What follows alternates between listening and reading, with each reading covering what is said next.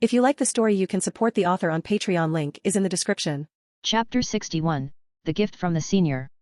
Ever since bringing Nagini to stay by his side, more than a week had passed in the blink of an eye. During that time, Wade had asked Nagini if she wanted to see Aurelius. But for some reason, her answer was always no. Nagini seemed unwilling to meet with Aurelius again, though the reason remained unclear. Wade hadn't been idle during this period either. In addition to refining various spells and transfiguration techniques, he had been paying special attention to his ancient magic. Just as Dumbledore had predicted, frequent use of ancient magic did help it grow. Each time Wade extended the duration of the transfiguration spell on Nagini, he could clearly feel his own improvement. It wasn't as fast as directly absorbing ancient magic, but overall, his progress wasn't stagnant. All in all, aside from being completely unable to reach his senior and the system shop still refusing to refresh with anything good, everything else had been going rather smoothly. Yes, ever since she learned that her name had disappeared, his senior had vanished for over a week. Of course, even though he hadn't been able to contact his senior in his dreams at night, Wade's use of nightmare magic every evening still led to steady progress. He wasn't sure whether it was due to the awakening of his ancient magic, but his improvement in nightmare magic had been noticeably faster. Without realizing it, the dream version of the London street block he had been simulating had expanded with another alleyway. Wade suspected that nightmare magic might be fundamentally based on ancient magic. Which would explain why members of the Somnolene family had such difficulty even getting started with it. That night, Wade once again used nightmare magic to enter his dream. As usual, he transformed his dream into the familiar garden setting, and then habitually called out for his senior a few times. After waiting for quite a while and thinking she wouldn't show again, Wade was about to alter the dream to continue his nightmare magic training. When suddenly, a dark figure, shrouded in black mist, appeared sitting in the pavilion. "Senior? You're finally here." Wade looked at the dark, mist-covered figure with surprise and relief. "Sorry, I've been using nightmare magic to search for my name this whole time." When I finally woke up from the dream, more than a week had already passed. Her tone was somewhat subdued. It was clear she hadn't found the answer she was looking for. "I asked Professor Dumbledore about your name." Wade paused suddenly. "You don't seem curious at all about what he said." That's because I already know." While using nightmare magic to observe, I accidentally saw that Professor Dumbledore was discussing me with the current headmaster of Hogwarts, and the result didn't surprise me. "My name has disappeared?" Wade asked. "If that's the case, do you have any suspects? I mean, whoever cast this spell on you?" "No," the senior shook her head. "However, while sorting through all my past experiences over this past week, I did notice a clue." "What was it?" Wade asked, curious. "Maybe it's related to my nightmare magic. You know how bored I've been all these years, so after creating nightmare magic, I used it to let my consciousness drift across the world through dreams. Sometimes, I would communicate with wizards through their dreams. I learned a lot from them. Of course, for them, it was just a strange dream. Other times, I'd just wander within the scope of what I could observe, sightseeing and such." As she spoke, her voice carried a trace of nostalgia. "Then, one night, as my consciousness was drifting through the skies over London and I was thinking about where to go next, I suddenly woke up. And the strange thing was, when I woke up, it was already daytime." Wade said in surprise, "You lost an entire night of memory." "More precisely, a portion of the nightmare magic carrying part of my consciousness vanished completely along with that portion of consciousness. It disappeared so abruptly that it didn't even have time to send any information back." Her voice was filled with confusion. "And I could feel it, the power of that portion of nightmare magic was entirely gone. What's more, I don't even know why I didn't feel suspicious at the time, as if everything was perfectly normal, just like how I felt it was perfectly normal that I didn't have a name. Thinking about it now, it must have been then that someone did something to me. But I have no way of knowing what method they used. Over the past week, I've been back to the area where my memory was lost to investigate, but I found nothing. In any case, the fact that someone could do something like this so effortlessly proves just how terrifying they are. That's why I think you and that Professor Dumbledore should not get involved in this any further. It's for your own safety." Wade didn't respond to that. Instead, he asked, "Senior, how far can your nightmare magic reach?" "Not very far. I can only observe within the UK, more or less. And the farther away something is, the weaker my consciousness becomes, which means I can affect even less. It can't be helped. My body is immobilized, the magic I can use is very limited, and I can't tap into any ancient magic at all, she replied. Wade was stunned by that answer. Even with only a limited amount of magic at her disposal, she could still expand her dreamscape to cover all of Britain. It was hard to imagine how terrifying her nightmare magic could become if she were ever freed. Why are you asking this? The senior asked again. Wade replied, what I'm thinking is, since you have that ability, could it be that your consciousness saw something it shouldn't have, and so? I know what you mean, I've thought of that too. But like I said, this is my own problem. For your safety, it's better if you don't get involved. Suddenly, she glanced around the dreamscape. Your nightmare magic has improved a lot in such a short time. Did you awaken your ancient magic? Wade nodded, then told her about how he had accidentally absorbed the magic sample from the bottle. So that means you've already experienced the pleasure that comes with using ancient magic. Well? Want to change your mind now? She asked with a laugh. Ancient magic is definitely very tempting for me, Wade said, but I still don't want to become a slave to power. Yes, that's the right mindset. After all, I've already given you a bad example, she sighed. Wade continued, but now that I've awakened ancient magic, I can't just ignore it, I have to study it. Even Professor Dumbledore supports that. Before awakening his ancient magic, Wade could easily say he wouldn't use it. But now that it had awakened, why wouldn't he? Having a professor by your side to assist you can definitely help prevent you from going astray like I did. If my teacher hadn't met with an accident back then, maybe I wouldn't have, the senior said, her voice filled with regret. Professor Fig? Wade asked tentatively. Yes. She nodded. She didn't seem surprised that Wade knew who her teacher was.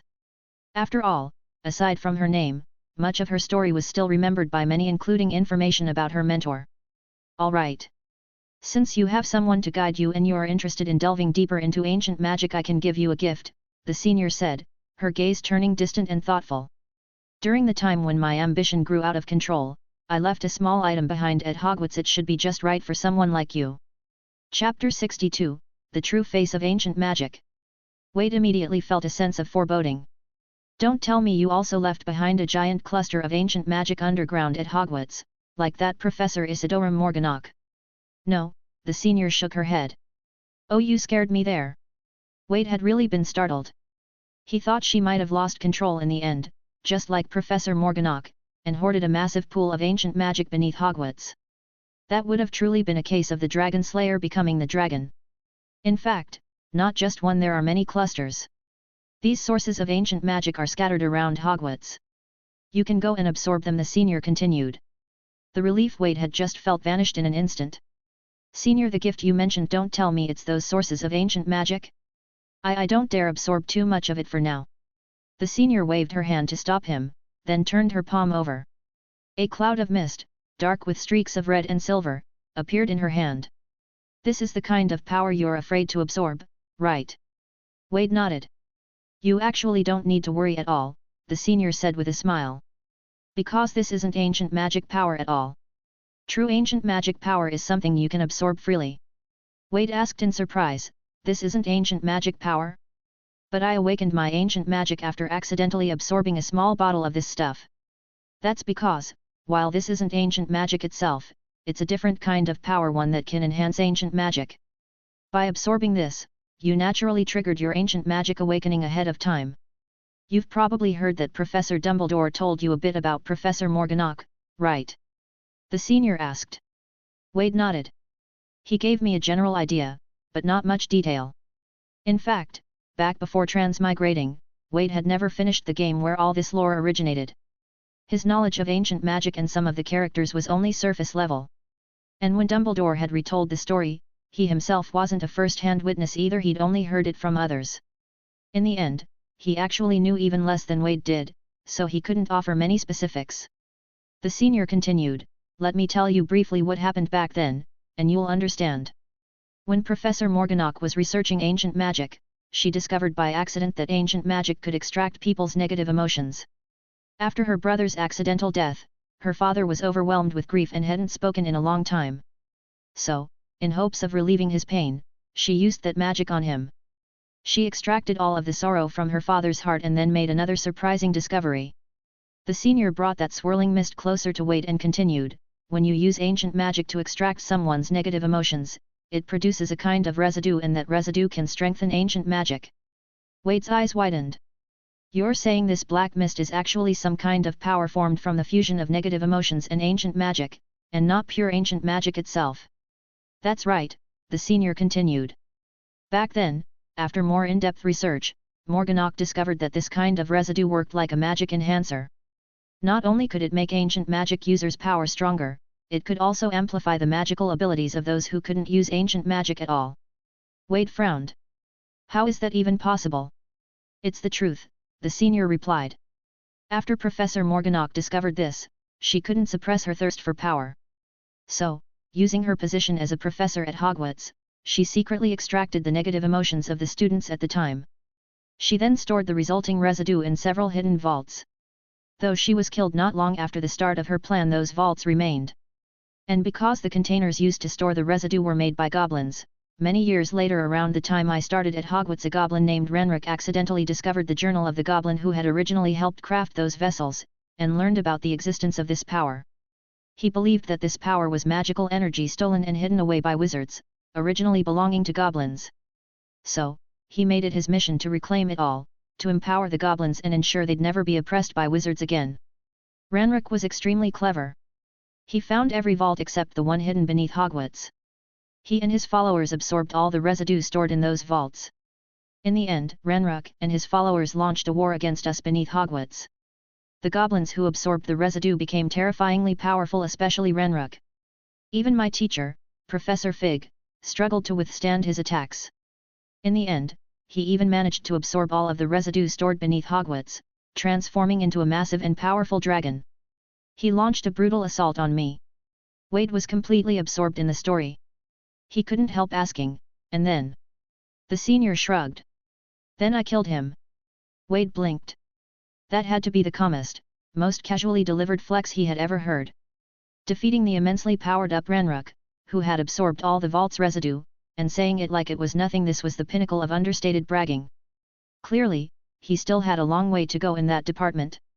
So after defeating Renrick, the residue he absorbed dispersed again, the senior continued. And I believed that power shouldn't go to waste. It should have been mine all along. So I absorbed all of it. She sighed. And it was only after absorbing it that I realized the temptation from this residue was even more dangerous than ancient magic itself. Wade was beginning to understand. So the thing that overwhelmed you wasn't the ancient magic, it was this residue that strengthens it. The senior nodded. Then what is actual ancient magic like? The kind you said is safe to absorb? Wade asked curiously. The senior withdrew the black mist in her hand, then snapped her fingers. A mass of magical energy, shimmering like liquid mercury, appeared before Wade. This is the purest form of ancient magic, of course. This one is just something I conjured using nightmare magic based on my memory of it. These pure ancient magic energies are scattered all around Hogwarts. Only those who possess the ability to wield ancient magic can perceive them. Chapter 63, WTF is up with that killing curse? This kind of ancient magic power, once directly absorbed, will greatly enhance your ancient magic. It's a fundamental strengthening, not the kind of external boost brought by the residue. It's extremely useful for you. After hearing this, Wade couldn't help but recall parts of the game. He realized, wasn't this just like the gameplay where you search for ancient magic hotspots, absorb them, and increase your ancient magic mana bar? The senior continued, the gift I want to give you is a notebook I left behind at Hogwarts. It not only records the places I visited that had ancient magic power, but also many suspected locations I hadn't had the chance to explore yet. When you find that notebook, you can visit those places one by one. Oh, and the locations I've already been to, you should still check them out, because I'm not sure whether the ancient magic there regenerates. If not, then head to the ones I haven't visited. Based on my experience, there's a high chance those places also hold ancient magic power. It should be more than enough for you. Wade nodded, then asked, Senior, since this kind of residue can even be absorbed by people who don't have the talent for ancient magic, why did you have to find me? Couldn't you just find someone else? Why were you trapped for so long? Because only someone with the talent for ancient magic can fully contain the residue. If it were someone else, no matter how much they absorbed, they'd probably burst before managing to free me. The amount of residue inside me right now is far greater than what I absorbed after defeating Renrick, the senior said helplessly. If that's the case, then couldn't your friend have just gathered more people and had each person absorb a little? Wouldn't that have freed you much earlier? Wade still had some doubts. Because I've only survived until now thanks to this cloak, which froze everything, my body, my magic, and even the residue inside me that was on the verge of exploding. The bottle of residue I gave you had leaked out by accident. This clearly shows that my cloak is already reaching its limit. Once it's undone, I won't be able to wear it again. So, if you want to save me, you'll have to complete the devouring process in the shortest possible time after the cloak is removed. That short time window allows for only one chance. And the devouring spell I use can only be cast on one person at a time. So no one else will work, only you are the ideal candidate. If you do change your mind and decide to help me in the end, it's best to wait until your ancient magic has progressed to a certain level, and you're confident that you can absorb these residues without bursting. That would be the safest approach. I admit I was a bit too eager before and didn't think everything through. After hearing the senior's long explanation, Wade couldn't help but feel a little helpless.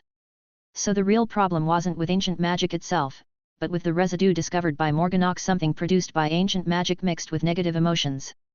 Still, this revelation didn't have much impact on his overall plan. From the moment he began understanding ancient magic, he had already divided his next steps into two main goals. The first was to confirm what kinds of side effects ancient magic power might have. The second was to figure out the cause of those side effects and whether they could be removed. Now that it was confirmed the problematic power he needed to study wasn't ancient magic itself but rather a mixture of ancient magic and negative emotions, things had actually become simpler than before.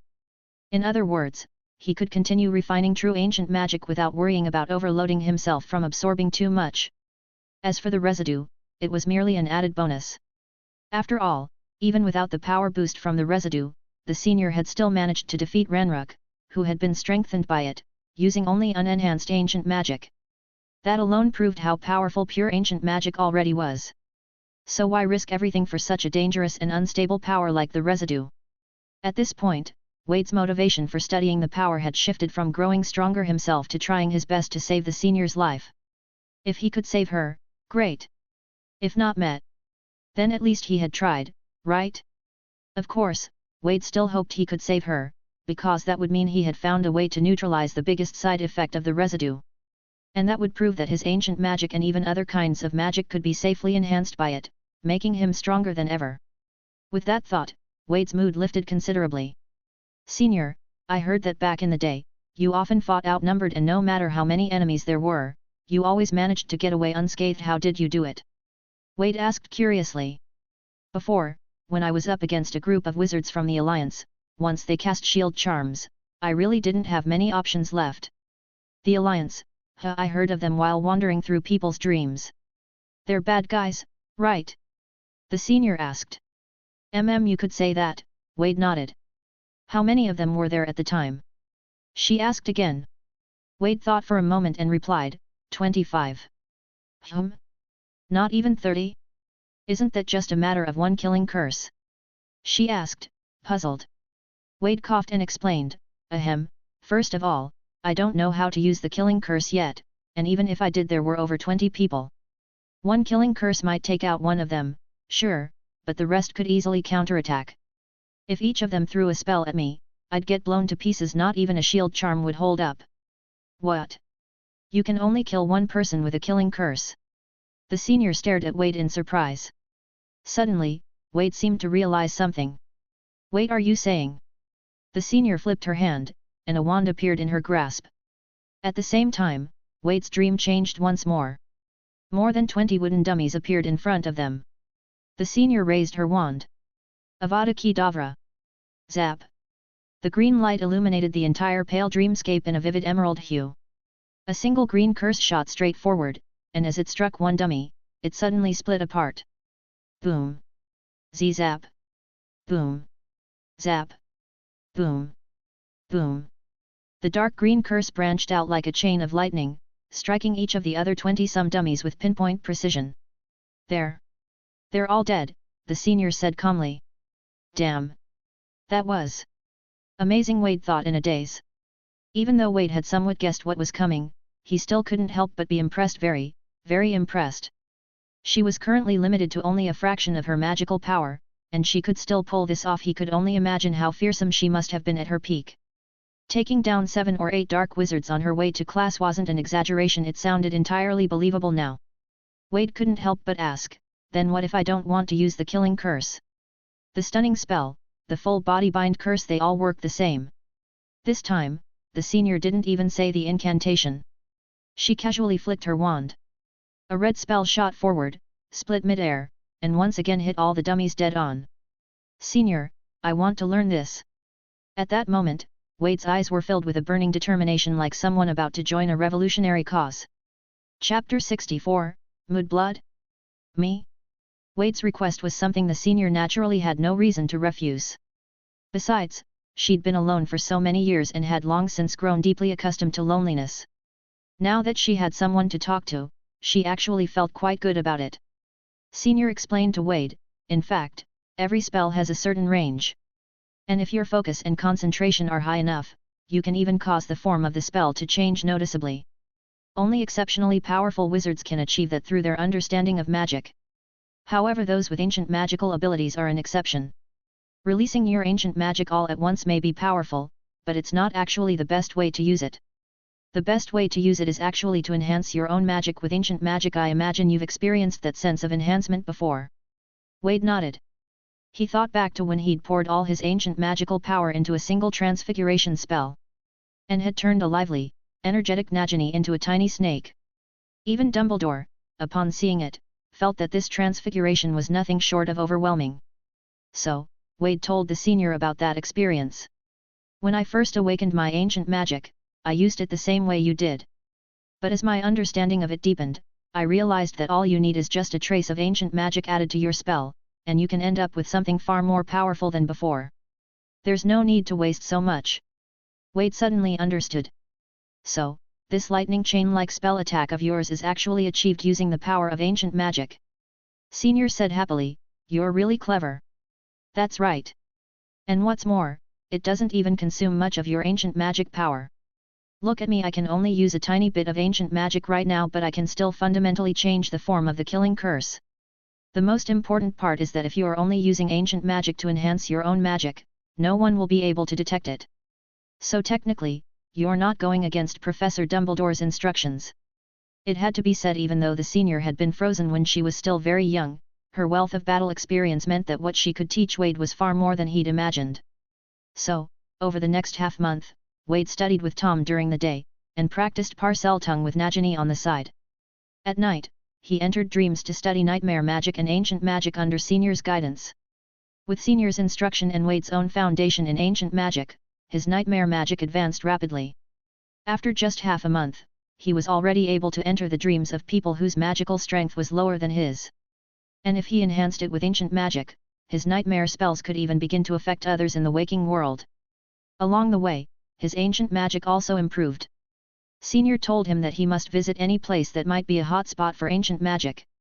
Even absorbing it just once, even the smallest amount, would do more good than an entire year of solo practice. This made Wade all the more excited about those places. If he didn't have to go to bed early every night to meet Senior in his dreams, and if that notebook weren't hidden away in Hogwarts' restricted section, he'd have rushed into the Forbidden Forest every evening to search. In the blink of an eye, it was the morning of September 1st. That day, Wade and Tom both got up early. Just as the admission letter had said, today, Wade and Tom were supposed to head to Hogwarts. By the time they got up, their luggage had already been packed neatly by Toby and placed in a corner of the room. My master Wade is going off to school. Toby won't be able to go with his master Wade. But Toby will follow your orders and stay at the Hog's Head for now. Toby looked utterly dejected at not being able to accompany Wade to Hogwarts. Especially after learning that there were plenty of other house elves at Hogwarts who would be helping to take care of the students, he felt a mix of emotions that was hard to put into words. Haha, it's all right, Toby. Hogsmeade is just a short walk from Hogwarts anyway. I'll come visit you often, Wade said as he gathered his toiletries. Tom gave a cold snort. From what I've heard, only third-year students are allowed to visit Hogsmeade on weekends. Otherwise, it would be against school rules. What? Did I hear that right? Tommy boy. Are you actually planning to follow the rules? Wade said with a look of utter shock. What's that supposed to mean? What's so strange about it? Do you think I'm the kind of student who goes around breaking school rules for no reason? Tom frowned. Hee nothing. I'm just surprised by the change in you, Wade said with mock sincerity. If Professor Dumbledore could see you now, he'd be so proud. Ugh. That's disgusting. Who wants to make that old man proud? Tom said with a look of pure revulsion. Toby is so moved young Master Wade is even willing to break school rules for Toby. Toby was overwhelmed with emotion. Tom stood to the side, completely speechless. He simply couldn't understand the way house elves thought. Still, even Tom had to admit it was much more comfortable having a house elf around. Especially when Toby treated him with just as much respect and even helped pack his luggage. Knock knock knock. There was a knock at the door. Tom said, "Come in." Aberforth pushed the door open, a faint smile on his face. "Gentlemen, we need to get to King's Cross Station before 10:30, and then take the Hogwarts Express." Wade and Tom exchanged a glance. Hogwarts is less than 3 miles away from us and yet we have to travel thousands of miles just to catch a train. Tom was stunned. "Yes," Aberforth said matter-of-factly. "And the Hogwarts Express ends at Hogsmeade Village, doesn't it?" Wade added. "Exactly. But we still have to waste 6 or 7 hours on a train ride." Tom couldn't make sense of it at all. It was such a waste of time. Wouldn't that time be better spent studying? "It's a Hogwarts tradition, gentlemen," Aberforth said with a smile. "Even if you were right next to Hogwarts, I would still recommend taking the train. It gives you a chance to get to know your future classmates on the way. After all, for the next 7 years, you'll be studying at the same school. Aren't you even a little curious about who your classmates are? You might even make a few more friends. You know, connections can be very important in many situations," said Aberforth. Tom turned his head away in disgust. "I came to Hogwarts to study, not to socialize." All right, let's go." "I've heard the old pureblood families have some incredible legacies," Wade said, his eyes glinting. "Legacies? You mean unique magical knowledge?" Tom's interest was clearly piqued. "Of course. Just think about how much we've learned from Mr. Aberforth in the time we've been here." "Fair point. Let's go, then," Tom said, eyes full of determination. "It's only 8 o'clock, Tom." 10 o'clock sharp. Wade and Tom had changed into the finest clothes they'd bought from Mr. Morgan Malkin's shop and now stood in front of the fireplace in the Hog's Head. When you're out in the world, making a good impression is never a bad thing. Hiss, Wade was speaking to Nagini, coiled around his arm. "If you're trying to say let's go, then you need to slow down the second syllable. Otherwise, you're actually cursing someone," Tom said disdainfully. "Nonsense. It's when you slow it down that it becomes an insult," Wade replied, clearly annoyed. Tom stared at Wade in shock. Damn. He really had learned it. A moment later, the two of them, carrying their luggage, appeared in the leaky cauldron. Green flames flared up in the fireplace once more, and Aberforth stepped out from within. "Let's go. I'll take you straight to King's Cross Station." Truthfully, both Tom and Wade felt they didn't need an escort. But Dumbledore had already made it clear that Aberforth must go with them. Otherwise, Dumbledore was worried the child abduction incident from before might happen again. The leaky cauldron wasn't all that far from King's Cross. Aberforth took Wade and Tom by carriage, and it took a little over 20 minutes to get there. As they entered the station, Tom stared at the ticket in his hand, brows tightly furrowed. "Platform 9 3/4. There's no such platform in this station." "That's to keep muggles from finding it, Tom," Aberforth explained. "This way." Soon, Wade and Tom were brought to a wall. Wade already knew that platform 9 3/4 was hidden just behind what looked like a solid wall. He observed it carefully and could sense faint magical ripples coming from it. Aberforth was just about to explain the hidden wall to Wade and Tom, when suddenly, a sharp, unpleasant female voice rang out from behind them. "Mudblood! Out of the way!" The three of them turned around to see a well-dressed, haughty-looking couple standing there. In front of them stood a girl around 13 or 14 years old, quite pretty though the nasty expression on her face completely ruined any charm. It seemed she was the one who had spoken.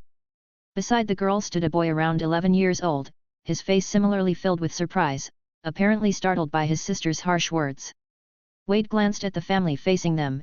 Even without thinking, he knew they must belong to some pure-blood family.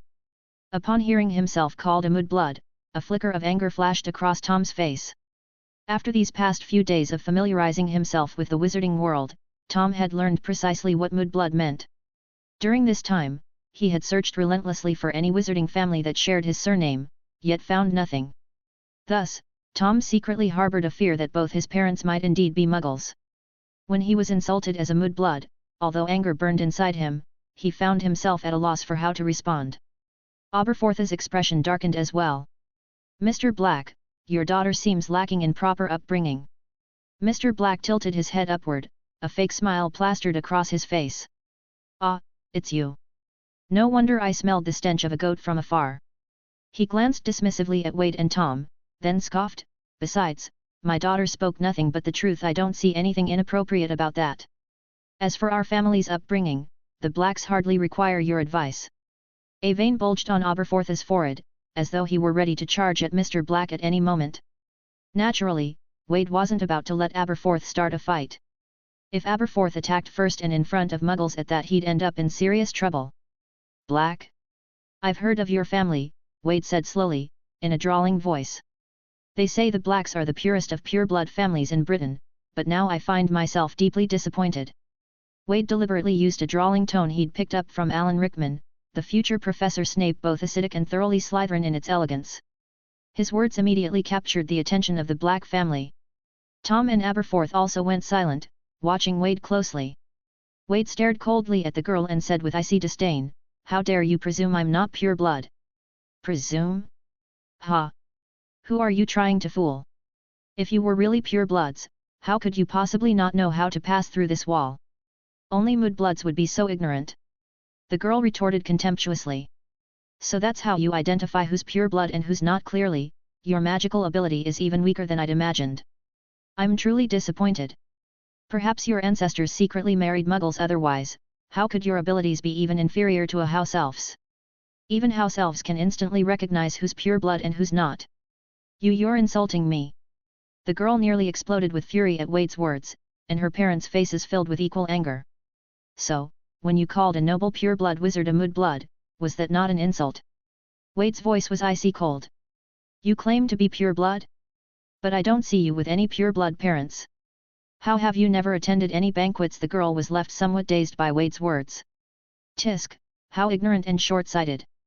Do you think Britain is the only place in the world with pure-blood wizards?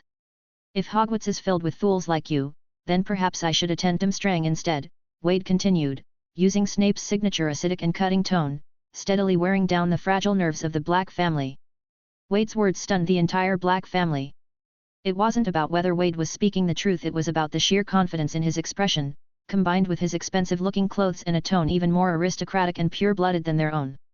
Mr. Black's arrogant expression gradually faded, replaced by cautious curiosity. "You claim to be pure blood as well? Then might I ask, from which family do you come?" A smug smile, more arrogant than theirs had ever been, appeared on Wade's face. "My surname is Reynolds, Wade Reynolds. Of course, since all the British wizards are so uninformed. Perhaps you should visit Canada sometime and ask around about how long my family's lineage extends. Have you ever heard of Ryan Reynolds?" Just as Wade finished his grand bluff, he caught sight of Tom staring at him in complete shock. Wait, Tom couldn't possibly have actually believed him, could he? 2,300 words. Chapter 65, Tom, you have to believe me. The Reynolds family? Ryan Reynolds. As the current head of the Black family, Pollux Black had some knowledge of the world. Though he had never heard of anyone named Ryan Reynolds, he vaguely remembered that in 1867 various powerful pure-blood families from all over the world had established the country. Moreover, he knew Aberforth. While Pollux had had some unpleasant dealings with him, he was aware that Aberforth was Albus Dumbledore's younger brother. Aberforth only ever left that rundown pub of his when carrying out Dumbledore's personal requests. Which meant that the two children Aberforth had escorted personally were definitely doing so at Dumbledore's behest. And now, as Dumbledore's reputation grew stronger by the day, even those pure-blood families who looked down on everyone else were growing increasingly cautious about underestimating him. So when Pollux considered the fact that these two children had warranted Dumbledore sending his own brother to escort them, he found himself believing almost all of what Wade had just said. Still, even though he knew he was in the wrong, the pride of a pure-blood family wouldn't allow him to admit fault so easily, not even if he feared the family behind Wade Reynolds. His wife and child were watching, after all. If that's the case, I very much look forward to meeting the elders of your family, Pollux said in a haughty tone. Still, the fact that he said that much meant he now believed Wade's words. After saying so, he should have been able to leave with dignity. But unexpectedly, Wade spoke up with visible excitement. Really? Then let's set a time. One of my uncles just happens to be visiting me, and I heard he has gotten bored of hunting thunderbirds for fun and hasn't been in the best of moods lately. Maybe sparring with a native British pure-blood wizard would cheer him up. Pollux's face turned pale, then green.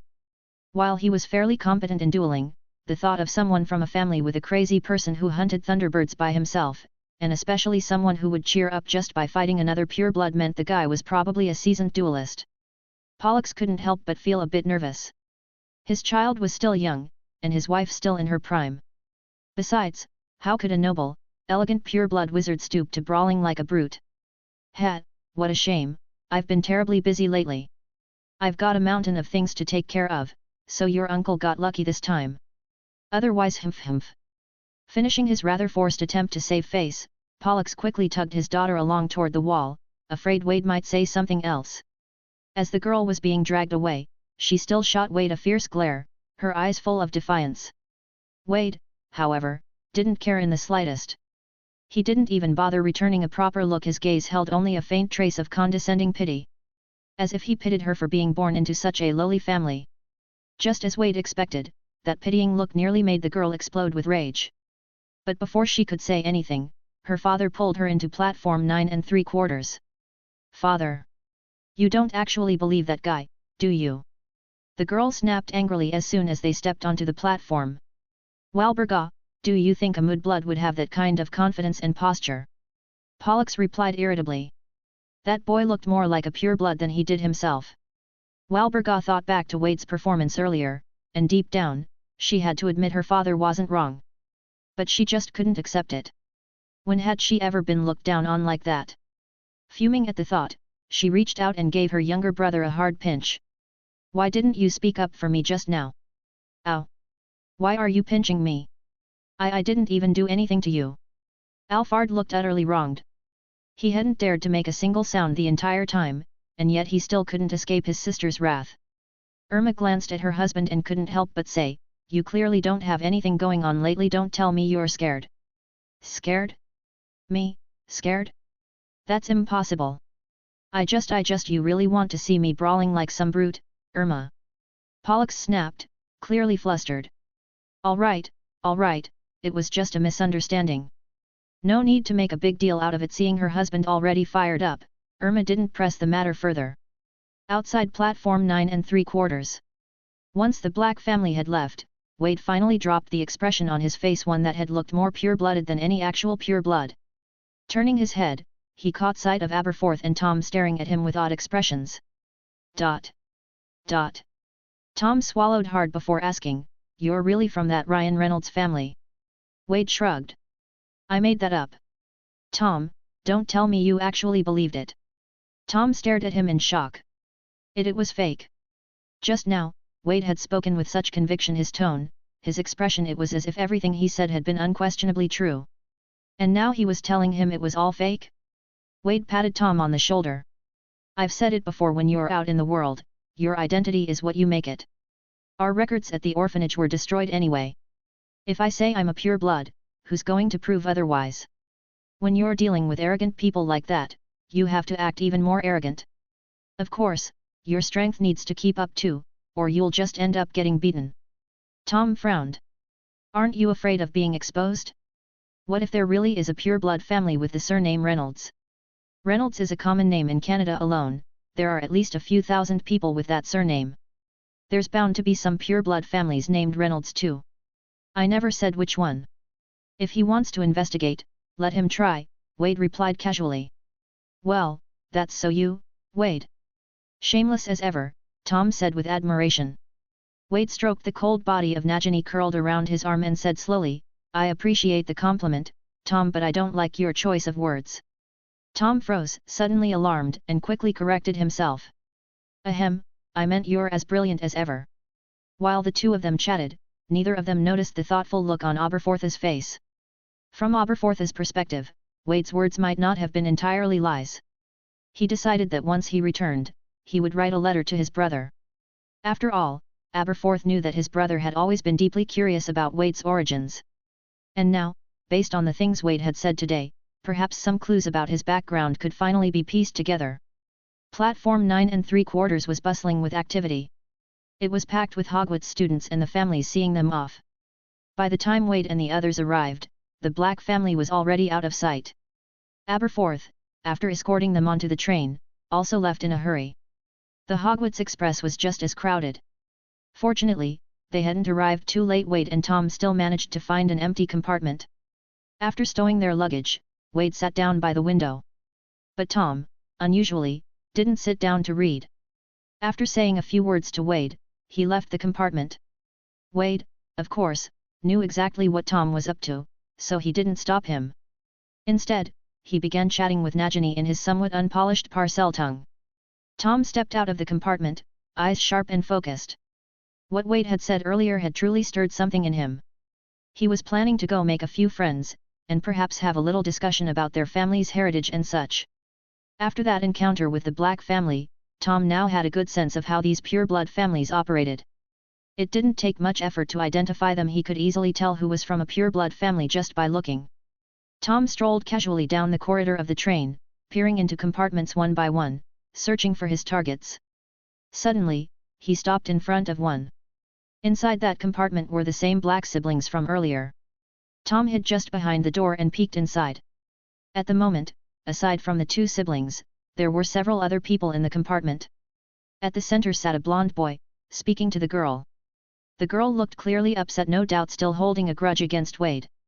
Tom curled his lip in disdain. Can't even handle a few words? Back then, Remembering the days he'd been under Wade's thumb, Tom couldn't help but feel a wave of bitterness. Just then, the girl suddenly shouted, "Leave me alone, Malfoy. I'm in a bad mood right now, can you stop hanging around in front of me?" Tom quickly stepped away from the door and watched from a distance as the blonde boy, looking a little embarrassed, exited the compartment with a small group trailing behind him. Raising a hand to his chin, Tom began rubbing it thoughtfully.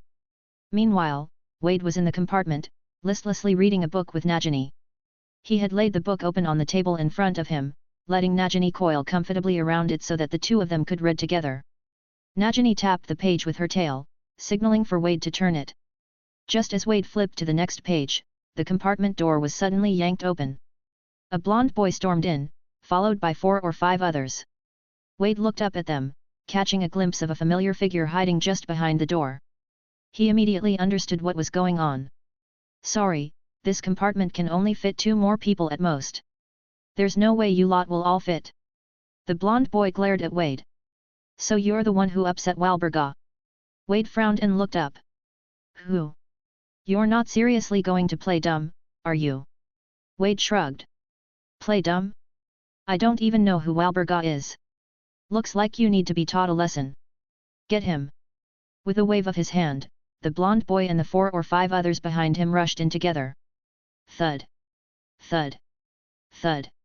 The dull thumps of fists hitting flesh echoed through the compartment, and only after a long moment did the noise finally stop. The blonde boy grinned triumphantly, despite the bruises around his eyes. "Ha, that should teach you a lesson." But just as the words left his mouth, his vision blurred and suddenly, everything around him changed. The person he'd just been pummeling on the floor wasn't Wade anymore, it was his own friend, Flint. Meanwhile, Selwyn, Traverse, and the others who had rushed in with him were now grabbing each other by the collar, looking around in utter confusion. The blonde boy turned his head and saw Wade, who should have been the one getting beaten, standing off to the side with his arms crossed, next to a pale-faced Tom, staring at them like they were complete idiots. "What the hell is going on? Abraxas, why are you hitting me?" Flint, his face swollen like a pig's, looked aggrieved as he stared at Abraxas Malfoy, who was still clutching his collar. I was hitting him just now, how did this?" Abraxas was completely stunned. At that moment, Tom, who had been silently watching everything unfold, was overcome with a wave of fear and unease. Because this whole thing getting Abraxas Malfoy and the others to come had been his idea. From his earlier observations, it seemed that Malfoy might have a bit of a thing for Miss Black. Tom had always been good at gaining others' trust. So it hadn't taken much to convince Abraxas to come along and teach Wade a lesson. Tom had even calculated things in advance.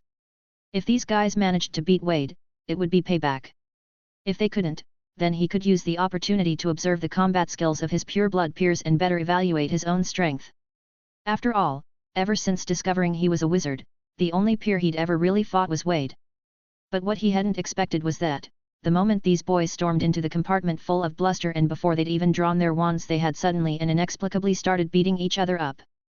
Meanwhile, Wade, the supposed target of the beating, had simply picked up Nagini and strolled past the group of brawling boys with total ease, before coming to stand beside Tom to watch the chaos unfold.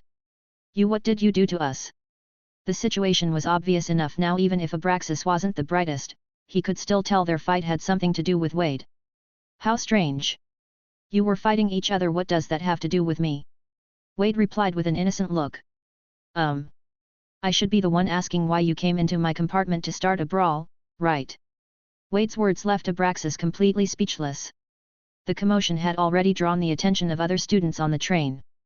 A small crowd had gathered outside the compartment, pointing and whispering as they watched the scene unfold. Humiliated under so many staring eyes, Abraxas's face flushed bright red. "Bastard! You must have done something to us." Blinded by anger, Abraxas lunged forward, ready to hit Wade again. But suddenly, he froze in place. His movement halted, and so did his friends. Their expressions turned to sheer terror as they stared at Wade, as if seeing something utterly horrifying. "Ah!" The next second, the boys bolted, shoving through the crowd like madmen as they ran. Tom stood frozen, wide-eyed, watching the scene with growing confusion and unease. He knew Wade had definitely done something, but what exactly? He hadn't even drawn his wand. Just as Tom was drowning in confusion, he suddenly felt a hand rest lightly on his shoulder. "Ah!" Then Wade's voice drifted softly past his ear. "Tom, your friends are quite something. Worried we might get bored on the train, they actually came over to put on such an entertaining little show for us." The moment Tom heard the word friends, a chill ran down his spine. No, why you've got it all wrong. I barely know them really. You have to believe me." Chapter 66, Sorting Hat, Azkaban. Ding! Detected that the host has caused minor mental distress to the bad kid Malfoy. Awarding 5 merit points. Ding! Ding! Detected that the host has caused massive mental distress to the evil brat Tom. Awarding 200 merit points. Wade listened to the series of system notifications in his ear, completely unfazed. There was no helping it. This system was just too useless. Other than the items that appeared when the shop first refreshed, hardly anything worthwhile had shown up since. Those potion ingredients, alchemical materials, and such, Wade could buy them with galleons directly. There was no need to spend merit points at all. At the very least, it could offer something like Phoenix Tears. Wade was so frustrated with the system he almost wanted to take a sip of Felix Felicis and wait for the next shop refresh. But later, since he'd been spending every night studying with his senior, he stopped paying much attention to the system shop's midnight refresh, only glancing at it during the day. Speaking of the system, it had barely given out any merit points when he used to mess with Tom. He'd thought maybe the kid was starting to behave. Who would have guessed that today, Tom would serve up such a big reaction the kid could really hold it in. That was actually quite reasonable. How could someone like Tom possibly behave himself for long? Still, that nightmare magic turned out to be surprisingly effective. Kakik, thank you, senior. The Hogwarts Express had already departed, and the scenery outside the window was rapidly streaming past. Tom sat with his head down across from Wade. Right now, he didn't even dare make eye contact, afraid Wade might suddenly decide to make him pay. Even though Wade had said he believed his explanation, Tom didn't believe that for a second. He had a feeling Wade was definitely going to get back at him. It was just a matter of when. The thought made him even more anxious. Suddenly, a few knocks at the compartment door broke the silence that had been making Tom so uneasy. Wade looked up from his book and turned toward the door. The compartment door slid open, and a very pretty girl leaned against the frame, asking politely, "May I sit here?" "There are no more seats outside." Wade looked at the girl. She seemed familiar, but he couldn't quite place her at the moment. "Of course, there's still space here," Wade said as he moved his book to the side of the table. "Thank you. All the other compartments are full." the girl said cheerfully as she walked in with her suitcase. Tom, don't just sit there like a block. Hearing that, Tom immediately understood and stood up, taking the suitcase from the girl and placing it on the luggage rack. He had no choice after the mess he'd caused earlier. He could only hope that behaving well now might soften the blow of Wade's inevitable revenge. Sigh, who's had it worse than me? Tom sat back down, looking miserable. Thanks, the girl said a little shyly. Make yourself comfortable, Wade said with a warm smile. All right, the girl glanced at the expressionless Tom, then chose to sit beside the smiling and friendly Wade. Wade smiled and said, I'm Wade Reynolds, but you can just call me Wade. That's Tom Riddle. He might seem quiet, but he's actually a pretty decent guy. We're both first years, just starting this year. Tom lifted his head and forced a smile. It looked more like a twitch at the corner of his mouth. Hello, I'm Anne Rozier. I'm a first year too. You can just call me Anne. It's nice to meet you both, Anne said with a friendly smile. Rozier. Wade's eyes lit up. He finally remembered who Anne resembled. That woman who stood beside Grindelwald, Vinda Rozier. Back in Godric's Hollow, that woman had been with Grindelwald. At the time, all of Wade's focus had been on Grindelwald, while Vinda had been busy saving people, so he hadn't paid much attention to her. That's why, only now upon hearing Anne's surname, did he finally recall who she reminded him of. What is it? Anne asked, noticing Wade's reaction. Oh, it's nothing. I just suddenly remembered that the Rozier family is one of the Sacred 28, Wade explained. Yes, the Rozier family is widely recognized as one of the purest of the Sacred 28, Anne said proudly. By the way, are you two pure bloods? Yes, very pure, Wade replied firmly. Actually, Wade wanted to be sorted into Slytherin. And since Tom was a descendant of Slytherin, he would naturally be placed there as well. In this era, non-pure blood wizards who ended up in Slytherin had a rough time. Being isolated and bullied was an everyday occurrence. While Wade wasn't afraid of bullying, he didn't want the unnecessary trouble. So, since no one could prove otherwise, whenever someone asked, he just claimed to be pure blood. That alone could solve at least 80% of the problems. I knew it.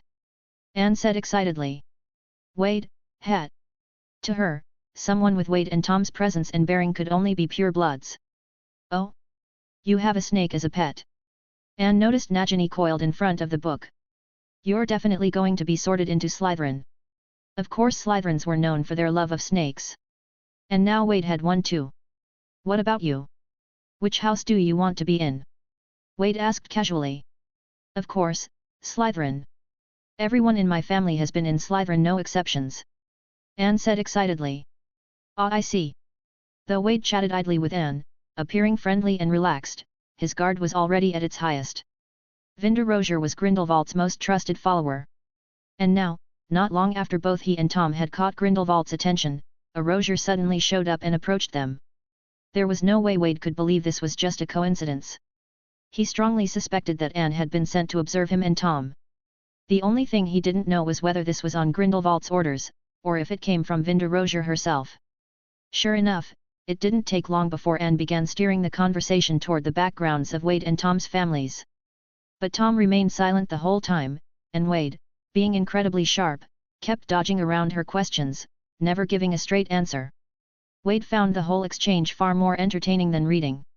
By the time even Tom began to sense that something was off about Anne, the Hogwarts Express's arrival announcement began to play through the train. Anne felt utterly defeated. It seemed like she'd had a long conversation with Wade, but somehow also nothing at all.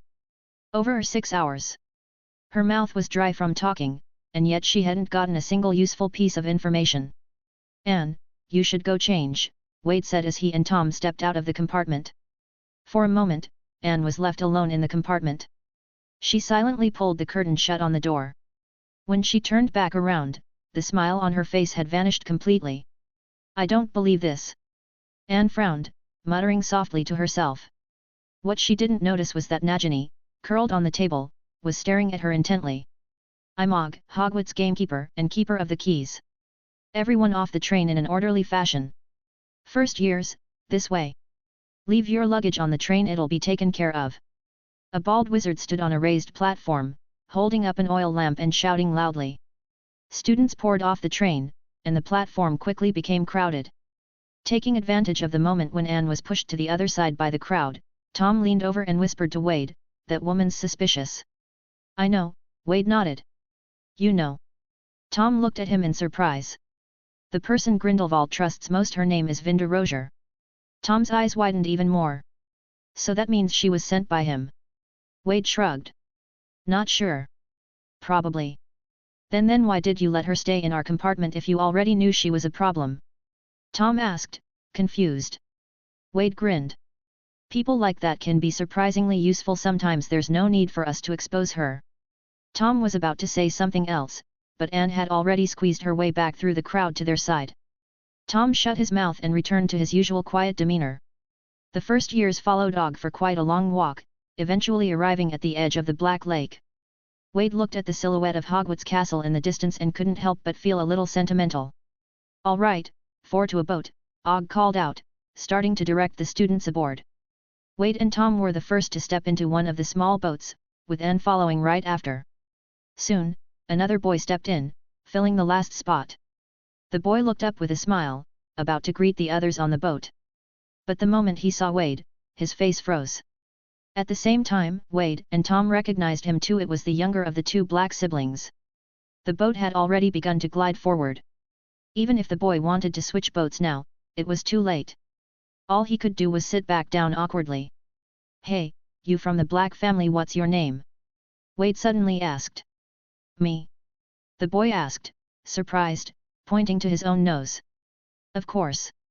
Is there another Black on this boat?" "Oh, right, I'm Alphard Black."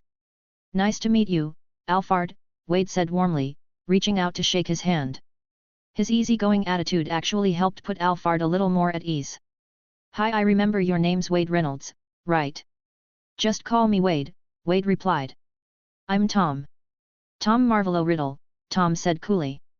Honestly, after everything that had happened today, Tom had already let go of his rose-colored view of pure-blood families. "I'm Anne Rozier," Anne added, introducing herself as well. Nice to meet you all," Alphard said, looking a bit unsure of himself. Before long, the small boats reached the shore. Og led the first years off the boats and up a long flight of stone steps, bringing them to the castle's grand entrance. At that moment, a few students in the group, upon seeing Wade, immediately shrank away in fear. Wade glanced at them and chuckled. "Tom, aren't those your good friends?" "Nope. Not at all." "Don't say that." Tom quickly denied it 3 times in a row. 10 minutes later, the first years filed into the Great Hall, now filled with noise and chatter, and gathered before an old, tattered hat placed on a low stool. Wade glanced toward the staff table and immediately spotted several familiar faces. Dumbledore sat beside an old man with a white beard, smiling at Wade. Wade guessed that the white-bearded man was likely the current headmaster of Hogwarts, Armando Dippet. Seated on Dumbledore's other side was Professor Hicks. As for the other professors, aside from the young Professor McGonagall and the portly Professor Slugghorn, Wade didn't recognize any of them. Still, it was his first time seeing a young version of Professor McGonagall, which was interesting in itself. While Wade's thoughts wandered, the Sorting Hat suddenly began to sing a strange, slightly off-tune song, describing the traits of the 4 houses. When the song ended, Dumbledore stood up, holding a scroll, and walked to the low stool. In this era, that task still belonged to Dumbledore. "When I call your name, please come forward, sit on the stool, and put on the sorting hat." Henry Avery. The first nervous boy stepped forward and was sorted into Slytherin. The sorting ceremony had officially begun. As the list grew shorter, Wade noticed Alphard beside him growing increasingly nervous. Tom, on the other hand, managed to stay calm on the surface, but Wade caught sight of his clenched fists, knuckles turning pale. Still just an 11-year-old kid, after all. "Wade Reynolds." Dumbledore's voice pulled Wade out of his thoughts. "So soon?" Wade was a little surprised it was already his turn. He quickly walked forward and sat down on the low stool. "No need to be nervous, Wade. Just relax," Dumbledore said with a smile as he placed the sorting hat onto Wade's head. The hat was a bit too large for Wade. The moment it was on, it slid down and covered his eyes completely. Then, Wade heard a faint voice speaking in his mind. How strange. You don't seem to have a particular place you want to go?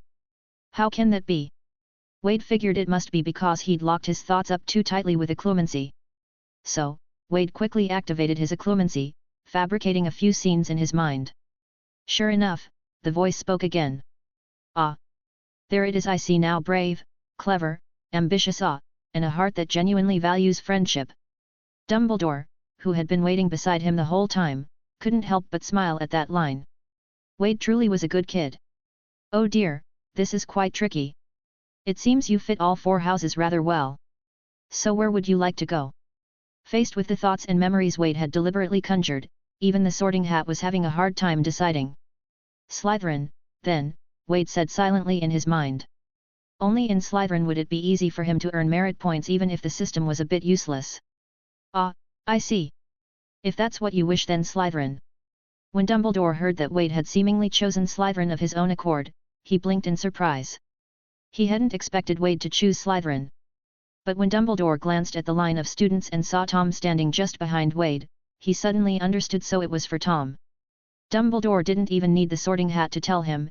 After learning about Tom's behavior at the orphanage, he already knew Tom was definitely a Slytherin.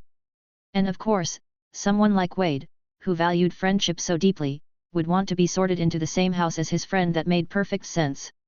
Wade smiled as he handed the Sorting Hat back to Dumbledore, then walked toward the thunderously applauding Slytherin table.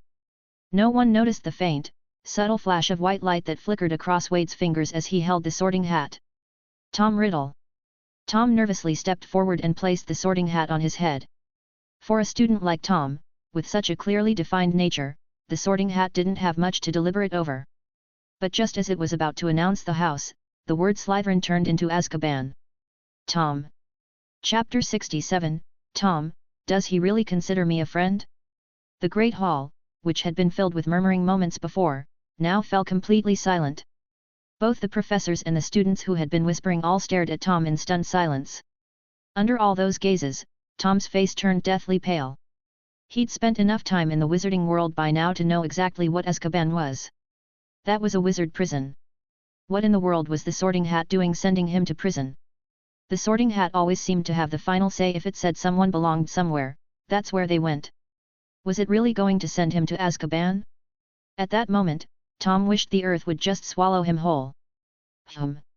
The Sorting Hat itself sounded confused after blurting out Azkaban. It didn't understand why it had said that either. This was something that had never happened since the founding of Hogwarts. Dumbledore looked at the Sorting Hat with a puzzled expression and was just about to pick it up and inspect it. But the Sorting Hat spoke again. Haha, I was just playing a little joke on him. How could it be Azkaban? It should be Slytherin. As soon as the Sorting Hat said that, the silence in the Great Hall broke, replaced by a wave of murmuring voices. To be honest, no one had ever heard of the Sorting Hat playing a joke like that on a new student before. Of course, no one truly believed the hat had meant it seriously. Most assumed the old thing must be glitching. After all, it was nearly as old as Hogwarts itself. Still, Tom had definitely made a name for himself the moment he entered school. He yanked the Sorting Hat off his head and fled from the stool as fast as he could. Already seated at the Slytherin table, Wade stood up and smiled at him. Welcome, my dearest friend, the Prince of Azkaban. His words drew a wave of laughter from the students at the Slytherin table. Shut up. Tom nearly lost it. Wade grinned and pulled Tom down into the seat beside him. Haha, don't be mad, Tom. It was just a little joke. It's not like it actually sorted you into Azkaban, right? This was humiliating, Wade. Tom growled through clenched fists, his voice full of anger. Wade replied with a meaningful smile, humiliating but still better than getting beaten up, don't you think, Tom? Ah! That one sentence snapped Tom out of his rage. Up until now, he'd been too consumed by embarrassment and fury to think clearly. But now he realized this had to be Wade's revenge. Wade had been sorted just before him. Which meant he must have done something to that wretched hat, made it embarrass him on purpose. It was payback for what happened on the train. Tom had known Wade would retaliate. He had even tried to prepare himself mentally for it. He had even fantasized that maybe, just maybe, he'd be able to guard against Wade's revenge. But he never expected this kind of move. Even someone as resilient as Tom could barely take it. That bastard really didn't hold back. Ugh. But after the anger came fear and frustration. Because even though he knew Wade had tampered with something, he had no idea how Wade had pulled it off. It was the same on the train. Those boys Tom had egged on to cause trouble for Wade hadn't even gotten their wands out before they started brawling with each other. And judging by their reactions afterward, they had clearly been seeing illusions. Every one of them thought they were hitting Wade when in fact, they were just beating on their own friends. From all this, Tom could only conclude one thing: Wade seemed to possess some kind of magic that could deceive others, possibly even deceive magical objects. That realization left Tom feeling powerless all over again. He had worked so hard, studied so diligently, all to become stronger. But in the end, it felt like the gap between him and Wade was only growing wider. Could it be that the belief he'd always held that he'd eventually catch up to Wade was nothing more than a delusion? Tom, overthinking won't help. You'd be better off focusing on what we're about to eat, Wade said cheerfully, eyeing the spread of British cuisine on the table with interest. How did you do it?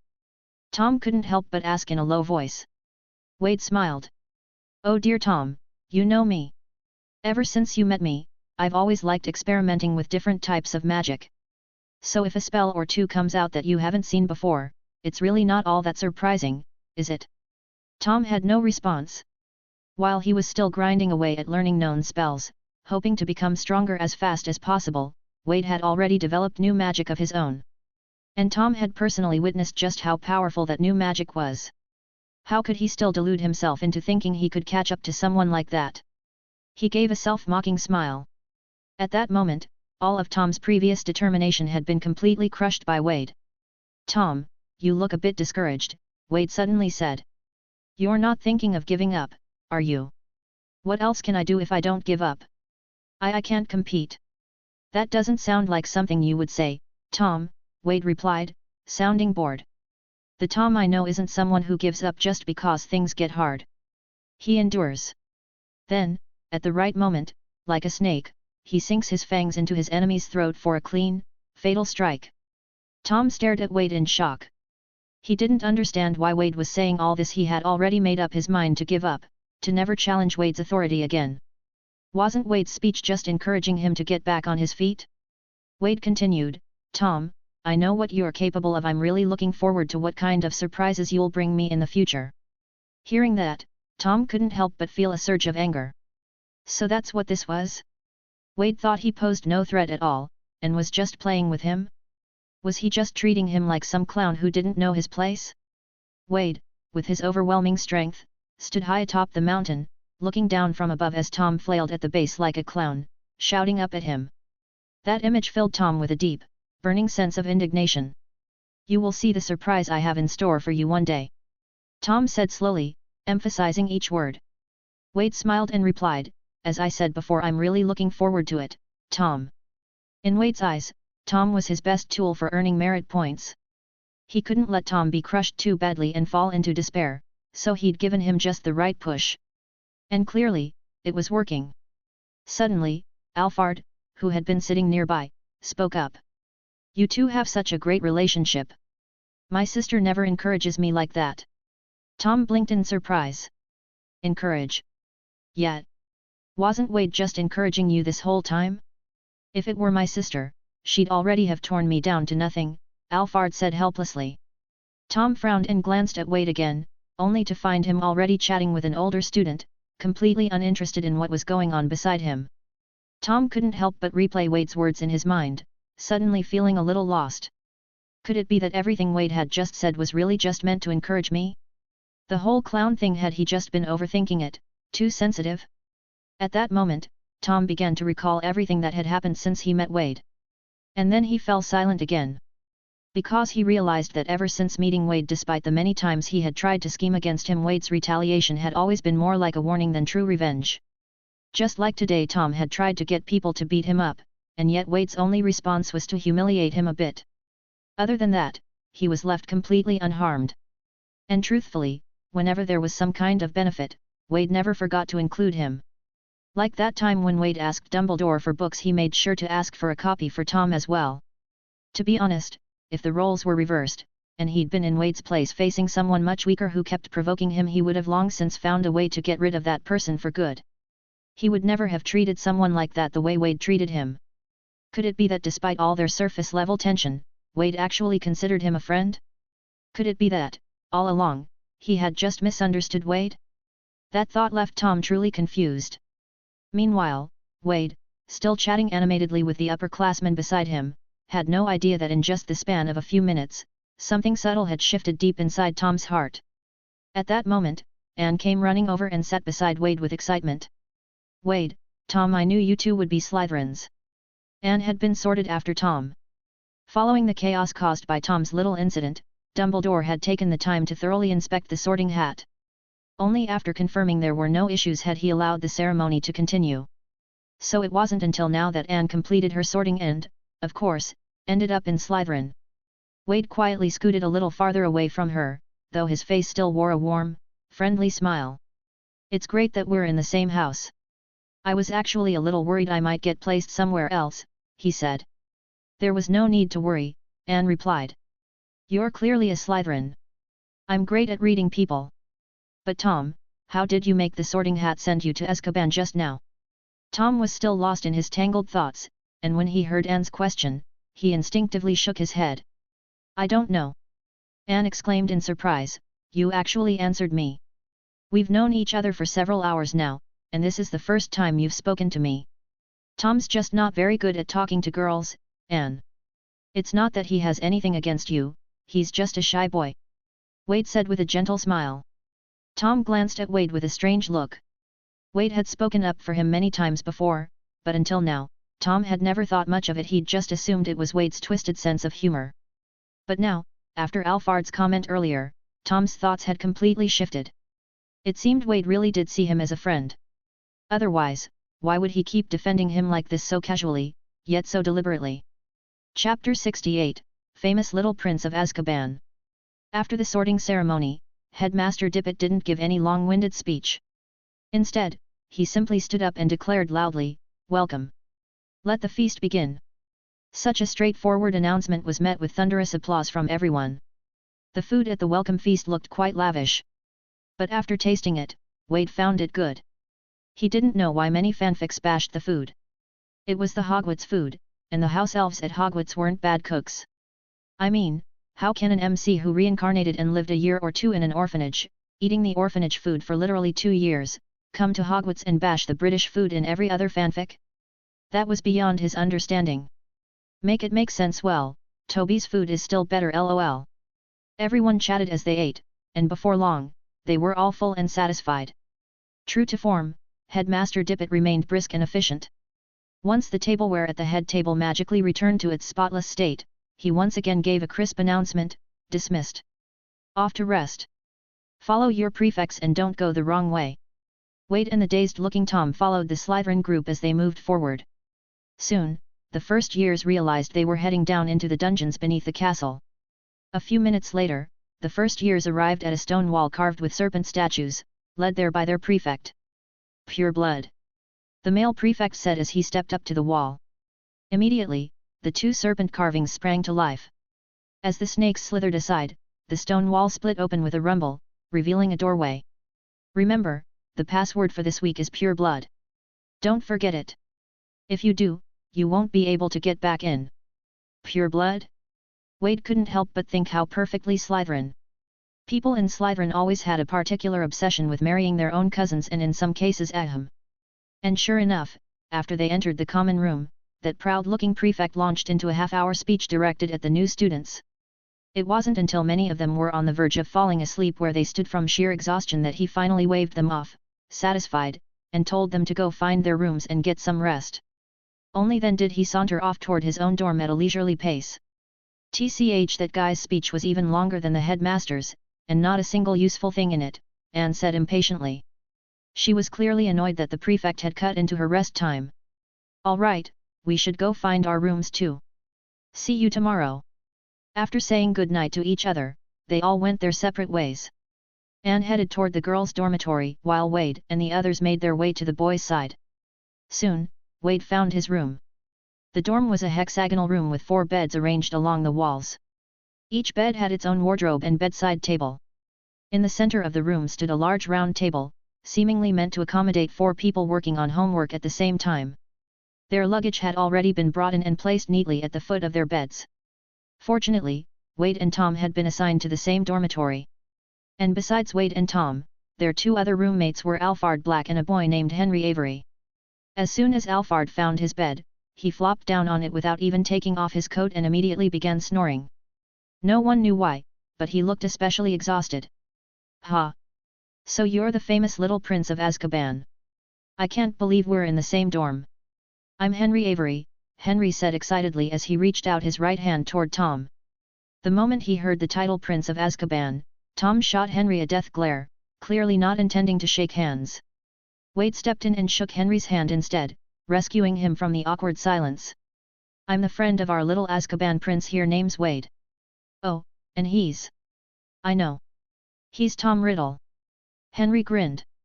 "By now, I bet there are hardly any students or even ghosts in the school who haven't heard his name." Hearing the exchange between Henry and Wade, Tom's face turned green. That humiliating moment he had just barely started to forget was now dragged back into his memory thanks to these two bastards.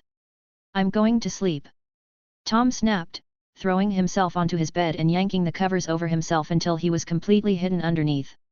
Wade and Henry simply stood there in silence, watching the lump under the blanket gradually curl tighter and smaller. I think I can relate to that feeling, gotta admit, it's not great." "Yeah, really awkward," Henry said with a shrug. "I was only 8 at the time, and I got caught by my mum while sneaking a peek at my sister taking a bath." "What the?" Wade stared at Henry in shock. So there were even more chaotic experts out there? Night fell. But since the Slytherin dormitories were located beneath the Black Lake, Wade couldn't see any moonlight through the windows, only the fish swimming lazily past in the dark water. Still, the underwater view had a certain charm to it. After quietly admiring the scene for a while, Wade pulled the covers over himself and lay down. After a full day of riding the train, he was feeling a bit tired. And since he wasn't yet familiar with the layout of Hogwarts Castle, he didn't plan on sneaking out tonight to search for his senior's notebook. Before entering the Dream Realm to meet with his senior, Wade glanced at his system interface. He was planning to check, as usual, if anything good had refreshed in the shop tonight. Ding! Detected that the host has accumulated a certain amount of merit points. System upgrade function unlocked. The host can now upgrade the system at any time. Ding! Upgrading the system requires 20,000 merit points. Once upgraded, the shop will offer 4 items instead of 2, and the chance of refreshing high-quality items will be significantly increased. Wade instantly perked up. A system upgrade. Originally, the shop only refreshed 2 items per day, but after upgrading, it would show 4. More importantly, the odds of high-quality items appearing would be greatly improved. That was something Wade simply couldn't resist. He'd been putting up with that flood of useless junk in the shop for far too long. However, 20,000 merit points was a steep price. Aside from the 5,000 points he'd received for bonding with Nagini, Wade had only saved up a few others here and there. He had around 6,000 points total, not even close to what was needed for an upgrade. Still, Wade wasn't in a hurry. Now that he had successfully blended into what would become the future base of the Death Eaters, there would be plenty of opportunities to rack up merit points. He. Wade happily rolled over in bed and, without even bothering to check the newly refreshed shop items, dove straight into the Dream Realm to continue studying with his senior. The next morning, Wade was the first to wake up, feeling completely refreshed. He cheerfully woke up Tom and the others as well. After all, according to the class schedule they had received the night before, they had 2 periods of transfiguration first thing in the morning. Once the 4 of them were ready, they planned to head to the Great Hall together for breakfast. In the common room, they ran into Anne, who had just gotten up as well. "Good morning. Shall we go together?" Anne asked Wade. "Sure," Wade replied with a smile. At this point, it was becoming increasingly clear that Anne's attention was focused specifically on him, not Tom. This realization made Wade quietly raise his guard once again. After all, Wade still didn't know whether Anne had been given orders to do something to him or if she was simply trying to uncover some kind of secret from him. The morning transfiguration class was a bit dull. Since it was the first class for the new students, the young Professor McGonagall focused mainly on the foundational theory of transfiguration. Perhaps because she was still new to teaching and lacked experience, she didn't manage the class time very well. As a result, by the end of the double period, she still hadn't finished all the key points she'd planned to cover. She had originally intended to leave some time for the students to try practicing basic transfiguration, but in the end, that had to be scrapped. Due to the unexpected overrun, the homework also changed from practical exercises to submitting a written essay.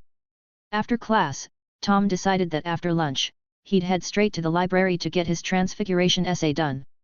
That afternoon happened to be completely free of classes, according to the schedule. For Tom, that was the perfect time to study. As for Henry and Alfred, both of them had their own plans for the afternoon and had no intention of going to the library. "Are you coming?" Tom asked Wade. Wade replied, "I'll pass. I want to walk around the castle and get familiar with it. Those shifting staircases are a real pain. I need to spend some time figuring out how they work." He planned to use the opportunity to learn the layout of Hogwarts, so that when he went exploring at night, he wouldn't be completely lost in the dark. After all, he didn't have a marauder's map or anything like it task. In fact, he didn't even have a regular, non-moving map of Hogwarts. As expected, Anne immediately volunteered to go with Wade. It was clear now her focus was entirely on him. Wade didn't really mind. He was only planning to scout locations during the day anyway, so there was no harm in letting Anne tag along. Tom gave Anne a long, thoughtful look, then glanced at Wade. Seeing that he seemed completely confident and unfazed, Tom turned and quickly walked off. The three groups then went their separate ways in the corridor. Tom made his way quickly toward the library, his eyes full of anticipation. He had heard that the Hogwarts Library was the largest magical library in all of Europe. No one was going to stop him from studying, not even Wade. What happened the night before had indeed made Tom infamous. As he walked through the corridors, the students and even the ghosts pointed and whispered as he passed. Who could blame them?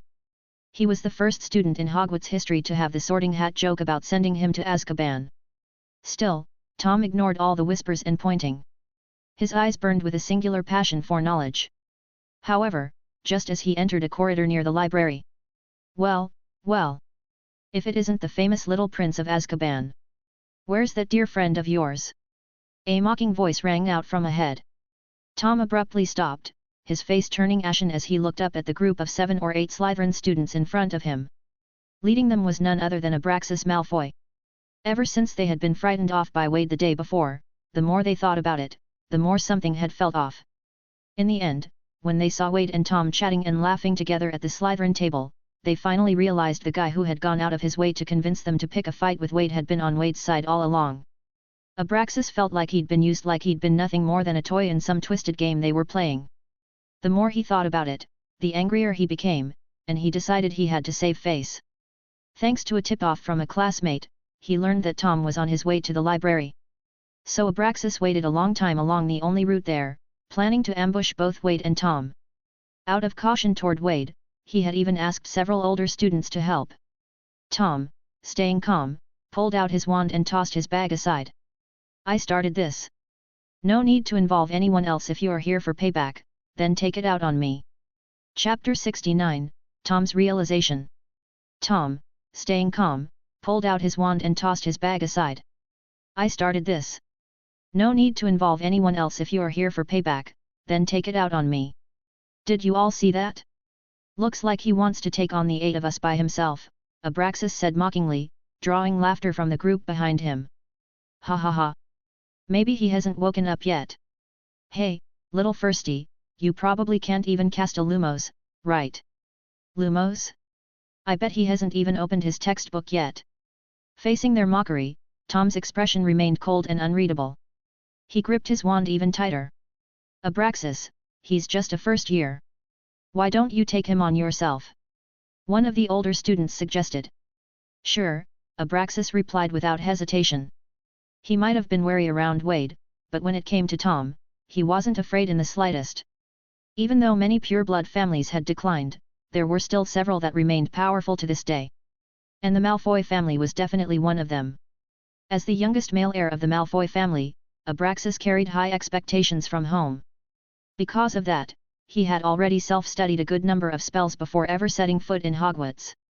In this regard, pure-blood children had a clear advantage over those from Muggle backgrounds. Abraxas was wary of Wade because Wade had mastered an illusion-based magic he couldn't counter. But when it came to Tom, that sense of superiority as a pure-blood heir resurfaced in full. And with several older students backing him up, even if Tom did know some kind of confusing magic, there would be people to help him break free from it, right? Abraxas stood in front of Tom, holding a black wand in his hand. "Abraxas, remember that nasty curse I taught you yesterday? Let's see if you've got it down," one of the older students said. He. "All right." Tom stared at Abraxas, a trace of nervousness rising in his heart. After all, since discovering magic, the only person he had fought was Wade. Yesterday on the train, he had hoped to test this group's abilities, but Wade's interference had made that impossible. With no real knowledge of his opponent's capabilities, Tom stayed on high alert. He had heard time and again that pure-blood families possessed deep reserves of magical knowledge. Rare and powerful spells were easily accessible to them as a matter of legacy. Considering all this, Tom focused his full attention on Abraxas. In Tom's mind, the true strength of these pure-blood heirs might be comparable to Wade's. As for how Wade had come out unscathed yesterday, maybe it was just because he had used that confusing magic to ambush them. When Abraxas noticed the slight tension in Tom's expression, he couldn't help but feel relieved. If Tom looked this nervous, it likely meant he hadn't learned Wade's illusion magic, so there was nothing to fear. Abraxas struck first. Incendio. Whoosh. A hex shot straight toward Tom's face. Though a little nervous, Tom had been prepared. As soon as he saw the spell flying toward him, he swiftly raised his wand and murmured a counterspell. This was a little trick Wade had taught him. When you haven't fully mastered silent casting, try muttering the incantation as quietly as possible. So long as others can't hear you, the spell retains the surprise effect of a silent cast. As long as you stay focused while casting, the power of the spell won't be diminished in the slightest. Protego. Tom hadn't yet fully mastered the shield charm. Unlike Wade and Aberforth Dumbledore, he couldn't create a full 360-degree protective barrier around himself, only a small, temporary shield. But for the current situation, that was enough. Tom's incomplete version of the shield charm successfully blocked Abraxas's scorching hex. That left both Abraxas and the students behind him visibly stunned. Even though they hadn't caught what spell the first year had used, it had clearly blocked Abraxas's hex head-on. Seeing this, Abraxas realized the kid in front of him wasn't some clueless rookie. He immediately dropped his underestimation and began casting in earnest, his wand slashing through the air. A barrage of nasty curses shot toward Tom one after another. Tom remained calm, using his imperfect shield charm to block each one steadily. Crack! Crack! Crack! The sound of hexes striking against the shield charm rang out continuously, but Tom was growing more and more confused inside. Something was wrong, very wrong. Unbelievably wrong. This pure-blood wizard from a prominent family, how could he be this weak? On the surface, it looked like Tom was barely holding on, with no room to fight back. But in reality, the dozen or so curses coming at him couldn't even break through his shield. And it wasn't even taking much effort for Tom to block them. What was going on? Was the other side holding back? But judging by the twisted expression on Abraxas's face, it didn't look like he was going easy on him at all. Besides, they'd come here specifically to teach him a lesson. Why would they pull their punches? No, something was definitely off. If this had been Wade, Tom would have felt his arm start to go numb after blocking just the first spell. Wade's attacks always packed real weight. Compared to that, Abraxas's attacks felt like nothing more than a light tickle. I can do this. With that realization, Tom decided to take a risk. This time, instead of using the shield charm to block Abraxas's curse, he used the simplest counterspell. Bang! Abraxas's curse was once again easily deflected by a flick of Tom's wand. Feeling the force behind the spell, Tom finally understood Abraxas wasn't holding back, he was just weak. Once that clicked, Tom no longer held back himself. After casually deflecting a few more of Abraxas's curses with the same basic counterspell, he waited for a brief pause in Abraxas's casting. Expelliarmus! Whoosh! Abraxas's wand flew out of his hand. Tom's own wand sliced through the air in a graceful arc. Levi Corpus! The curse shamelessly stolen ahead of time from future Snape by Wade hit Abraxas squarely before he could even recover from the shock of being disarmed. Bang! Ah! Before Abraxas could react, he was already hanging upside down in midair. Tom calmly caught Abraxas's disarmed wand and tossed it aside without a second thought. His gaze toward the group in front of him shifted from initial tension to full confidence. If the rest of these guys were on the same level as Abraxas, Tom felt like he could take on all 10 of them. It was only now that Tom truly realized how strong he had become. Looking at Abraxas struggling helplessly while suspended in the air, Tom couldn't help but feel a deep sense of satisfaction. After all, he'd always been the one getting hoisted up like this. Seeing it happen to someone else for a change was immensely satisfying. But what thrilled him most wasn't the victory itself, it was the realization that maybe he wasn't as weak as he'd believed. Chapter 70, You have come a long way. I'm really not weak. It wasn't that he was weak, it was that Wade was just too damn strong. Merlin's beard. How is this possible? At this point, the rest of the group realized they had seriously underestimated this first year. One of the older students pointed his wand at Abraxas. Finite incantatum. But Abraxas remained hanging upside down. The counterspell wasn't entirely ineffective, but its effects were agonizingly slow. Abraxas was still dangling in the air. Seeing this, Tom couldn't help but marvel at Wade's abnormal talent. After all, in his mind, the Levi Corpus spell had been created by Wade. When the three older students saw the counterspell wasn't working, they turned to Tom and said in a commanding tone, "That's enough. Let him down. And when he was attacking me, why didn't you say that's enough then?" Tom said coldly. "If I didn't have some skill, what would have happened to me after taking a dozen of his curses? Compared to how cruel he was, I'm just letting him hang up there to cool off, aren't I? I said, that's enough. Didn't you hear me?" The older student snapped, clearly furious at being talked back to by a first year. Tom looked at the guy's lumpy, asymmetrical face and suddenly remembered something Wade had once told him about pure-blood families. He'd said, if you ever see a wizard who looks strange or deformed, it's either because they've been dabbling too much in dark magic or because they're very pure-blooded. These families kept marrying within their own bloodlines, which is why their children often turned out misshapen and not too bright. Tom clearly remembered that after giving this lesson, that bastard Wade had even told him, in a serious tone, to love and cherish his nose, something that had made absolutely no sense. Tom had always liked his straight, refined nose. "I'm not letting him down. You guys are going to attack me anyways. I don't want to free an enemy to make it more difficult for me," Tom said coolly. They were already fighting, and he was outnumbered. He'd finally gained the upper hand. Why on earth would he let it go? What, was he stupid? The older student drew his wand, and the others followed suit. At this point, words were meaningless. Taking Tom down first and then talking it out was clearly the better plan. As for whether they could actually defeat Tom, none of them had even considered the possibility that they couldn't. There were so many of them, including 3 upperclassmen. If they couldn't handle one first year, they might as well quit Slytherin altogether. And as for whether ganging up on someone was shameful, they didn't feel even the slightest bit ashamed. Come on. We're Slytherins. The very fact that they could rally so many people was a testament to their strength in itself.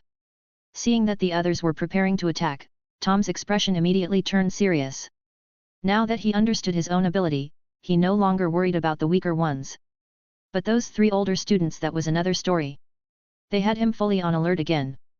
For wizards, magical power naturally increased with age, and if someone practiced diligently, that growth could be even more significant. So even if those 3 weren't particularly skilled, just their raw magical strength alone made them worthy opponents. As the group closed in, Tom struck first. Lumos Maxima. A blinding flash of white light burst from the tip of Tom's wand. What the? Ack. My eyes. Damn it. What are you doing? Even though Tom had closed his eyes, when he opened them again, there were still lingering white spots in his vision. That alone was enough to show just how powerful this version of the Lumos spell learned from Wade truly was. If he was affected even with his eyes shut, it was no wonder the others, caught completely off guard, were all momentarily blinded. Of course, this flashbang wasn't nearly as strong as the one Wade had once used to blind the wizard supremacists. At best, it could rob them of their vision for just a few seconds. But for Tom, a few seconds was more than enough. Petrificus totalis. Stupefy. Ack. Tom's wand moved like a blur, and in a flash, he took down 2 of the upperclassmen. Unfortunately, the last one had been standing in the crowd, and Tom's stunning spell only hit the unlucky student in front of him. By the time Tom raised his wand again, the 3rd senior had already smartly ducked behind the others. Tom felt a twinge of regret, but his hands didn't stop moving. In the blink of an eye, 3 more students were taken down. Unfortunately, Tom still hadn't learned the lightning chain spell. Each spell could only hit one person. So, no matter how fast he moved, he couldn't knock out everyone in a single sweep. Before long, the 2 remaining students regained their vision and managed to block Tom's next spell together. Lumos Maxima. Tom tried the same trick again. But this time, the others were ready. They shut their eyes in time and weren't affected much. Worse still, the last standing upperclassman, seeing Tom aiming at someone else, tried to revive the two students who'd been knocked out. Of course, Tom wasn't going to let him succeed. He immediately redirected his wand and fired a spell to stop him. But doing so cost him the advantage he'd gained with his earlier flash. His opening had been wasted. And now, two opponents still remained. One of them was that upperclassman Tom had been especially wary of. "Get behind me," the older student said calmly. The remaining first year quickly ducked behind him. "I'll block his attacks. You go all out and hit him." It had to be said, pure-blood families weren't entirely made up of fools. After witnessing Tom's spell casting, this student clearly understood that his group had underestimated their opponent. So, if they wanted to take Tom down quickly, the best strategy was to maintain their numbers advantage. Bang! Bang! Bang! The older student deflected 3 of Tom's spells in a row. At the same time, the younger student behind him launched his own attack. Although that first year's spell casting wasn't even on Abraxas's level. But even a weak spell, when cast unexpectedly, was enough to make Tom frown deeply. Just as he diverted his attention to block the first year's sudden attack, the upperclassman's spell arrived as well. Bang! Ugh! Tom immediately felt the weight of the impact through his wand. Though this guy's power still couldn't compare to Wade's devastating force, he was a 4th or 5th year student much older and with far greater magical strength than Tom. The spell hit with such force that Tom struggled to keep his footing. After all, he was still only 11, and his magical strength couldn't compare. At this moment, he was incredibly thankful that he had launched a surprise attack and taken out 2 of the upperclassmen right at the start. Otherwise, he wouldn't have stood a chance. Of course, even now, things weren't looking great. He had to hold off the heavy attacks from the older student while constantly watching out for the first year behind him, waiting for another cheap shot. Huff! Huff! Already struggling, having to split his focus to deal with another attacker was pushing Tom to his limit. Smack! At last, after another heavy hit from the upperclassman, a stunning spell from the first year followed immediately after. Tom's wand had been forced far to the right as he desperately blocked the previous curse. There was no way he could bring it back in time to shield against the new attack. Unless he had fully mastered the shield charm on Wade's level, but unfortunately, he hadn't. And now, he had neither the time nor the space to cast it properly. As the incoming stunning spell closed in, Tom shut his eyes with unwilling frustration. Bang! A spell collision rang out. Something felt off. Tom didn't feel any pain. He slowly opened his eyes and saw a thick, solid shield charm completely enveloping him in all directions. Well, well! Tommy boy, look at you, you've come a long way. A familiar voice came from just behind him. Chapter 71, What Happened Here? 1 against 8, and not falling behind just as I expected from someone I've taken an interest in. As Wade passed by Tom, he casually reached through the shield charm surrounding him and gave his shoulder a firm pat with his left hand. Thank God you are here. I mean, what are you doing here? Tom asked, face still stiff. I just happened to be walking by and sensed a pretty intense magical fluctuation. So I couldn't help but come take a look. Hey, nice use of Levi Corpus. Wade spoke as he glanced around with interest at the scattered and groaning bodies on the ground. Where's Anne? Tom noticed Wade had come alone and couldn't help but ask. It was obvious Anne had something suspicious about her, and her target seemed to be Wade. Tom had figured that out too. So naturally, he was curious why she wasn't stuck to Wade like usual. When we passed by a staircase, it just so happened to move, and she just so happened to miss the step. So, we've temporarily gone our separate ways, Wade said casually. Tom, knowing full well what Wade was capable of, figured Anne had most likely been ditched somewhere along the way without even realizing it. As expected, any concern he'd felt earlier was unnecessary. Disaster always lingers. There was no way this guy would go down so easily. You two, are you treating us like we're not even here? The upperclassman said coldly. He had already tolerated these two bastards for long enough. If it hadn't been for that shield charm Wade casually cast which made him hesitate a little, he would have already launched a barrage of hexes at them. And who are you? Wade asked. Andrei Shafik, the upperclassman replied proudly. Oh, from the Shafik family. Wade nodded, then smiled. Lasting this long against Tom means you're not bad. How about it, want to team up with me? What they? Tom gave Wade a bewildered look. I thought you came to rescue me, but you're here recruiting underlings. Andre sneered at Wade. You? Seriously? Yes. Me. Andre's grin froze on his face because that voice came from behind him. The Wade who had just been standing in front of him was somehow now right at his back. He had no idea when he moved. Only now did Andre start to understand why Abraxas, a third year, would ask fifth years like them to help deal with a first year. This guy really is trouble. Without hesitation, Andre spun around and fired off a stunning spell. Bang! The sound of a spell hitting flesh rang out. But Andre's pupils suddenly contracted. Because only now did he realize the person standing behind him wasn't Wade at all, but the unlucky first year who had been behind him the entire time. That student was now unconscious, felled by his own stunning spell. And Wade was still calmly standing beside Tom, as if he'd never moved at all. As if everything Andre had just seen had been a complete illusion. How is this possible? What did you do? Andre stared at Wade, his eyes full of fear. If this guy could manipulate his senses like that, then that meant he could take Andre down at any moment or even control him into doing things he'd never do under normal circumstances. The more Andre thought about it, the more terrifying it became. At this very moment, he felt an overwhelming pressure from Wade that he had never experienced before. Wow! Tom, too, was staring in shock.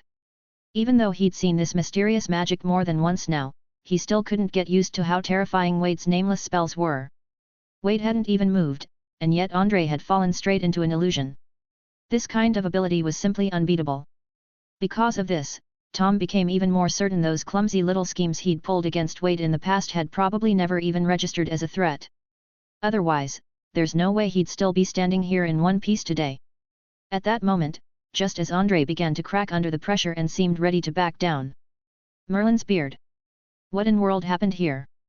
From the other end of the corridor, the young Professor McGonagall came hurrying over. When Tom saw a professor approaching, his face immediately turned pale. Back when Dumbledore had visited him at the orphanage, he had made it very clear, Tom was not allowed to recklessly use magic to attack others. From that day on, Dumbledore had been keeping a close watch on him, afraid he'd stray again and abuse the magic he'd learned. And while today's events had a reason behind them, the fact remained he'd knocked down several classmates on his very first day at school. It wasn't the punishment that scared him. What Tom feared most was that this would cause Dumbledore to tighten his scrutiny on him even more. If Dumbledore ended up changing his mind and decided Tom needed a guardian or some kind of supervision, that would be a disaster. But what Tom feared most was that Dumbledore might expel him from Hogwarts because of this. At this point, Tom didn't fully understand Dumbledore's character. All he knew was that Dumbledore had been strict with him, so the more he thought about it, the more anxious he became. You lot really impressive. First day of school and you're already brawling with your own housemates, no less. If you're all so full of energy, then you can spend the next month in detention. Perfect timing too. Mr. Ogg has been complaining that he's short-staffed for Forbidden Forest patrols. Professor McGonagall's eyes had never tolerated even a speck of nonsense, let alone a full-on brawl between students, and especially Slytherins. She had even less reason to go easy on them. The students who had just been revived all froze in horror at the mention of detention in the Forbidden Forest. Slytherins, as a rule, had a very practical understanding of danger. They believed a wise man stays away from unstable walls.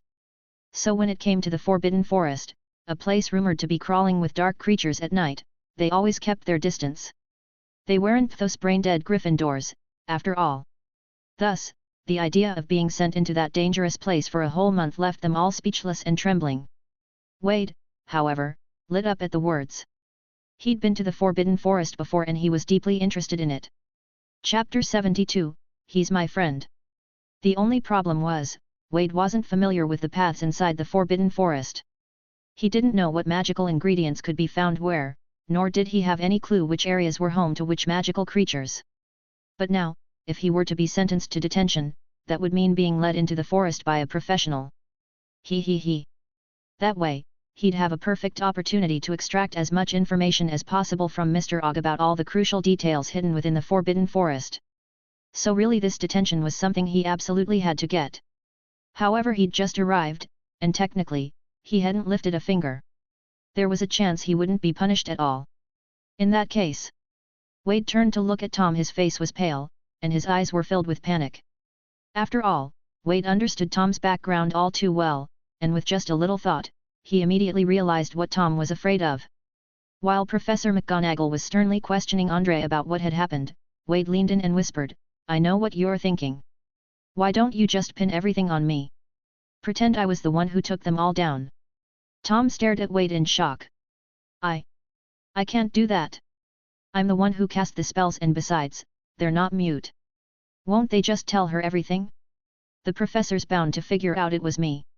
"Don't worry," Wade said calmly. "I have my ways. I can make them say exactly what I want them to say." Tom immediately thought of Wade's strange, seemingly hallucinatory magic. It seemed he really could pull it off. Tom quickly added, more urgently, "If that's the case, then why don't we just blame everything on them? We can say we just got here. They came here specifically to target someone that much is obvious.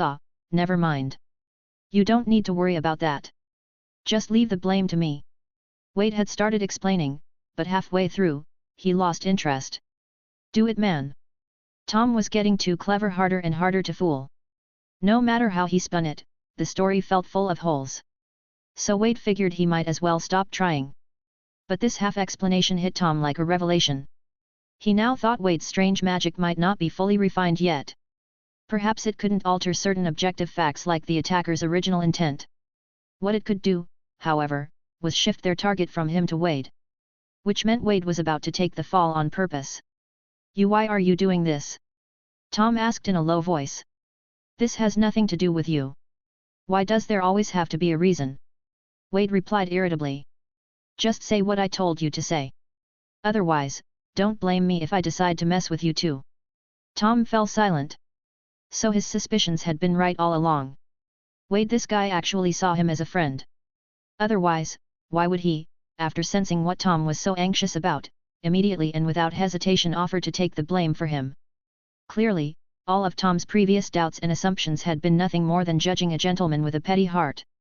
He thought back to just moments ago nearly defeating 7 or 8 opponents, using almost exclusively the techniques and spells Wade had taught him. Tom's thoughts were a tangled mess. If Wade had truly been insincere, truly had it out for him, then how could he have learned so much valuable knowledge from him? Wade suddenly asked, "By the way, you didn't go too hard on them, did you?" "No," Tom shook his head. "Good," Wade said. "At least I don't have to worry about being expelled." Tom's emotions grew even more complicated. While he was still struggling with his thoughts, Andre had finished giving his statement. Since they had originally come to ambush Wade and Tom but ended up only running into Tom, Wade didn't have a hard time tweaking their memories. All he did was alter their perception slightly, making them believe Wade had been present the entire time, and that he had been the one to take them all down, not Tom. The nightmare magic wasn't as flawed as Tom had feared. Wade had simply chosen not to completely rewrite their memories because he wanted that month-long detention in the Forbidden Forest. If he had gone all out, this entire incident would have been remembered as just a scuffle among Andre and his group. Professor McGonagall had to try several times before finally getting the levitated Abraxas down from midair. A flicker of surprise passed through her eyes. She'd never seen a spell quite like that before. She then walked over to Wade and Tom. After glancing at Tom briefly, her gaze settled firmly on Wade. "I've gotten a general idea of what happened, but regardless of the cause, the two of you still violated school rules. Unauthorized dueling, and casting spells in the corridor. I have no choice but to assign punishment." She turned to the group of pale, defeated students behind them. "For the misconduct of you 9 students, Slytherin will lose 180 house points. And each of you will serve a month of detention. Once you receive your notice, report to Mr. Ogg at the appointed time." That punishment was no light matter. Not only would they have detention in the Forbidden Forest, but each of them had lost 20 house points. And it was only the first day of school. No doubt, once the rest of Slytherin saw the hourglass later, many would feel like the sky was falling. Tom, standing to the side, quickly realized, 180 points deducted meant he, as the real instigator of the incident, hadn't been punished at all. In other words, Wade really had altered their memories, making them believe he was the one who had attacked them, not Tom. "All right, all of you come with me," Professor McGonagall said. "I need to take you to see your head of house, Professor Slugghorn, and report this matter to him." Tom took a step forward. "Professor, as far as I understand, This matter doesn't concern you, Mr. Riddle, Professor McGonagall said, frowning slightly. I don't think Wade should be punished, Tom said, taking a deep breath. You can't expect him to just sit there and take it when he's being attacked for no reason. Strictly speaking, this was bullying and we were the victims. If you're going to punish the victims as well, then count me in. Just now if you'd arrived even a minute later, I would have already fought back. Professor McGonagall fell silent, clearly considering his words. What the fuck? Wade immediately turned and glared at Tom. Tom, what do you think you're doing? Wade felt completely numb.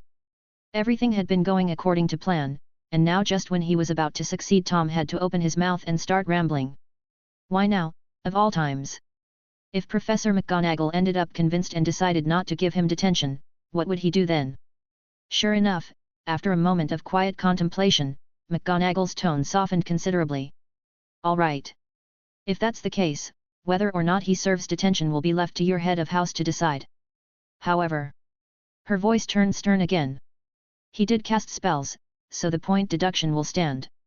A few minutes later, the group trailed behind Professor McGonagall, heads low, trudging toward Professor Slughorn's office. Wade and Tom walked at the back of the line. Tom, what the hell were you doing?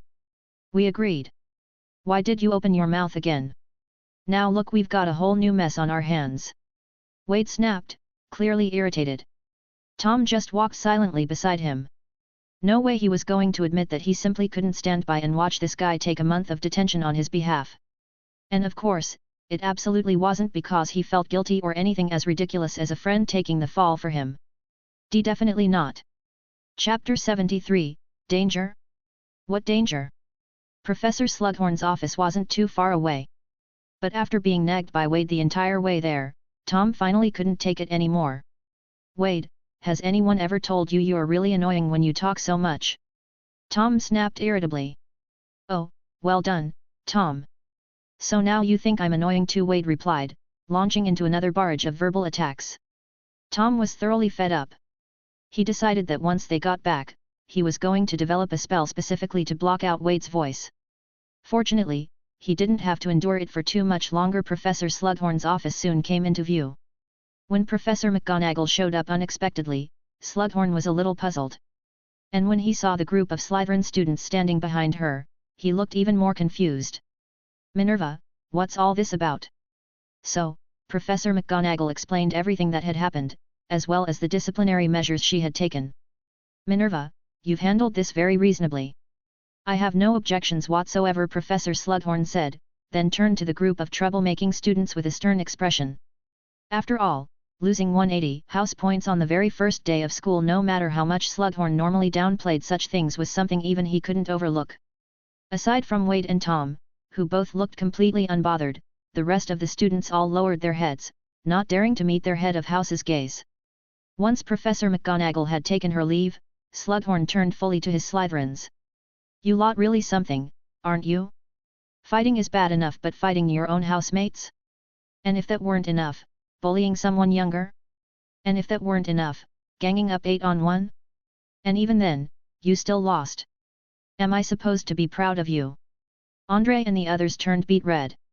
Every sentence from Slughorn stabbed them straight in the chest. It was agonizing. Professor McGonagall's punishment was entirely fair. In fact, I wholeheartedly support it. If I had been there myself, I would have taken off 50 points each. Disgraceful, absolutely disgraceful. If word of this gets out, how do you think others will see us? I can already imagine the looks on the other professors' faces when I sit down to dinner tonight. Forget it, I'm too angry to even keep scolding you. I'm heading to the headmaster's office. What for? To get scolded myself, of course. After all, raising students as embarrassing as you, clearly I've failed in my duties as head of house. Go. Get out. Just looking at you makes my blood pressure spike. Everyone let out a collective sigh of relief and rushed toward the door. Professor Slughorn's scolding had been painfully accurate. They could already imagine the expressions of the other Slytherin students once they found out that the reason for losing 180 house points was because a group of older students ganged up on a younger one, still lost, and then got caught by a professor. The shame would be unbearable. Wade, on the other hand, was in a great mood, especially after hearing Slugghorn confirm that he would uphold Professor McGonagall's punishment. That meant the detention in the Forbidden Forest was still on. Just as Wade and a gloomy Tom were about to leave the office. "You two, stay behind." "Yes, Wade, Tom. I mean you two." Both Wade and Tom froze in place. Wade immediately thought, "Fuck, don't tell me the detention is going to be revoked after all." And Tom had the same bad feeling. What if Professor Slughorn plans to make Wade's punishment even harsher? After all, Wade was shouldering the blame for his actions. If Slughorn figured that out, he might increase the punishment out of principle. Slytherin's reputation had taken a massive hit and it was undeniably tied to the two of them. However, to Tom's surprise, after Professor Slughorn shut the door, he didn't reprimand them at all. On the contrary, he very warmly invited Wade and Tom to sit down. "Would you like some candied jackfruit? A cup of tea, perhaps?" With a flick of his wand, 2 teacups and a teapot floated over and poured tea for each of them. Then, he pulled a dish of candied jackfruit from his drawer and set it in front of them. Seeing the thick white sugar coating on top, even Wade couldn't help but suck in a breath. "That's a lethal dose of sugar." "I've already gotten a very clear picture of what happened," Slugghorn said, popping a piece of candied jackfruit into his mouth. "All those students trying to bully just the two of you, that's textbook bullying. So, your retaliation was entirely justified. Minerva told me I could decide whether or not to uphold Wade's detention, and I've decided to cancel it. As for the lost house points..." Professor Slughorn smiled. "For standing up to bullies, showing both bravery and skill in fighting against the odds, I've decided to award the two of you 50 points each for your courage and talent." In truth, Professor Slughorn had always had a fondness for exceptional students. Whether pure blood or not, whether from Slytherin or any other house, so long as you were outstanding, he liked you. And more than that, he especially enjoyed collecting such talented students into his little club, like adding stamps to a prized collection. Wade and Tom, who had courageously fought back while outnumbered and displayed excellent magical ability, had clearly caught Slughorn's eye. That was why he was being so warm toward the two of them. The more Tom listened, the better he felt. Professor Slughorn didn't believe they'd done anything wrong. In fact, not only had Wade's detention been cancelled, but the points they'd lost had now been restored. Which meant that even if other Slytherin students wanted to place blame later, they wouldn't be able to pin anything on them. And just like that, of the 180 points Slytherin had lost, 100 were now recovered. Sure, they were still down by 80, but that was a whole lot better than before. Tom was quietly rejoicing, but beside him, Wade felt like the sky had collapsed. His carefully earned, professor-guided exploration of the Forbidden Forest gone. Inside his heart, a little version of himself was screaming in frustration. "Tom, this is all your fault. How are you going to pay me back for this?" What made it worse was that Tom even raised his eyebrows smugly at Wade, clearly proud that it was his earlier words that had swayed Professor McGonagall into handing the punishment decision over to Slugghorn. He had no idea Wade was moments away from grinding his own teeth into powder. "Professor, thank you so much. Your insight and fairness are truly remarkable," Tom began, slipping easily into flattery. But before he could finish, Wade stood up. "Professor, I really appreciate your kindness. But I did take part in the fight, which means I really did break school rules. I think, at the very least, the detention shouldn't be cancelled." Tom looked at him in utter disbelief. Has this guy been kicked in the head by a hippogriff? Professor Slughorn was just as surprised. You're sure? The Forbidden Forest is a dangerous place. Even with Mr. Ogg accompanying you, there's no guarantee you'll be completely safe. Slugghorn said seriously. I'm sure, Wade replied without hesitation. You sigh. Why put yourself through this? Professor, you've already awarded me points. If you also cancel my punishment, people will start talking. After all, I did break school rules. Sigh, you little rascal. Honestly, Slugghorn leaned back comfortably in his chair. Then he suddenly smiled slyly. Actually, you just want to go play in the Forbidden Forest, don't you? Ahem, no, I don't, absolutely not, Wade quickly denied twice. But of course, a double denial usually means a guilty conscience. No need to deny it, Wade. There's nothing shameful about being curious about the Forbidden Forest. Sometimes, I head in there myself to collect potion ingredients. Alright, you've seen right through me again, Professor, Wade admitted, then suddenly his eyes lit up. Wait, if that's the case, then you must be really familiar with the Forbidden Forest. Well, saying I know it like the back of my hand would be a stretch, but if you're asking where specific potion ingredients grow, I'm very well acquainted, Slugghorn said with a smile. Over the years, gathering ingredients from the forest had saved him a small fortune on supplies, so of course he was extremely familiar with the terrain. Professor, do you need any ingredients right now? I can collect them for you while I'm in the Forbidden Forest. Since we'll have Mr. Og with us, it'll be perfectly safe. No sense letting a trip into the forest go to waste, right? Haha, you clever little thing. I appreciate the offer, Wade, truly, but I can't in good conscience send a first year into danger to collect ingredients for me. It's not dangerous at all, Professor. Seeing how eager Wade was, Professor Slughorn hesitated for a moment. You really want to go into the Forbidden Forest that badly? I really do. After all, students aren't usually allowed inside. This is a rare legitimate reason to go. Wade replied earnestly. Since Wade had taken the blame for Tom, the credit for the earlier battle had fallen onto him as well. So, in Slughorn's eyes, Wade was a prodigy, someone who, even as a first year, could take on multiple older students and win. And for students like that, Slugghorn never held back his support. All right, you can go. I won't even set a deadline. When you've had enough, just let me know. Oh, and Slugghorn turned and grabbed 2 thick notebooks from the bookshelf behind him, handing them to Wade. These contain notes I've taken on the locations of various potion ingredients in the Forbidden Forest, along with their appearances. Memorize as much as you can. When you spot any of these herbs, be sure not to miss them as long as it's safe to collect them, of course. And this one, he continued, handing over the second notebook, lists the habitats of various dangerous magical creatures and dark beings in the forest. Make sure you avoid those areas. Wade gratefully accepted the professor's generosity. With these 2 notebooks, he didn't even need to fish for information from Mr. Og anymore. Heh. As they left Slughorn's office, Tom walked beside him, flipping through the notebooks as they went. Too dangerous, so many dark creatures, and all those aggressive magical beasts. What if they leave their habitats and you run into one? Tom frowned. You're thinking too small, Tom. Too small? Wade said excitedly. Danger? Dark creatures? To me, they're all shining galleons. You've gone money mad? You're willing to risk your life for a few coins? Tom asked, his brow twitching. It's not my fault, Tom. Do you have any idea how expensive it is to develop new spells and conduct magical experiments?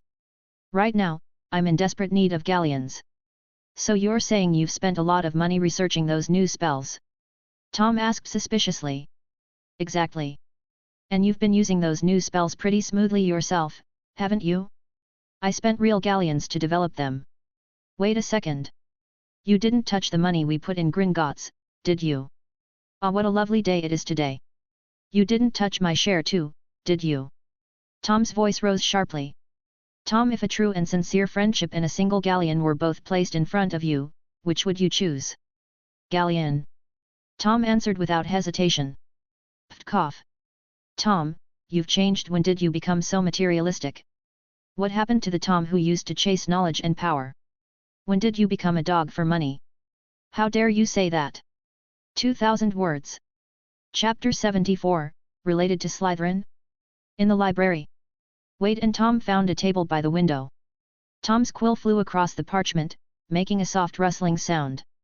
For him, the Transfiguration essay was relatively easy. Sigh. Of course, it would have been even better if the person next to him weren't noisily flipping through pages, making a ruckus that disrupted his concentration. Could you be quiet? Flipping pages that fast, besides distracting me from writing, what exactly are you even reading? Tom said irritably. Wade didn't stop flipping pages, in fact, he went even faster. You don't get it. This is called the quantum reading method. The what now?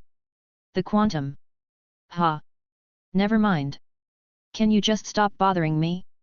I'm trying to read here. Tom threw down his quill. Who's bothering who here? Forget this blasted essay. I can't write like this, absolutely impossible. Whoever wants to write it can go ahead. All right, I'm done reading.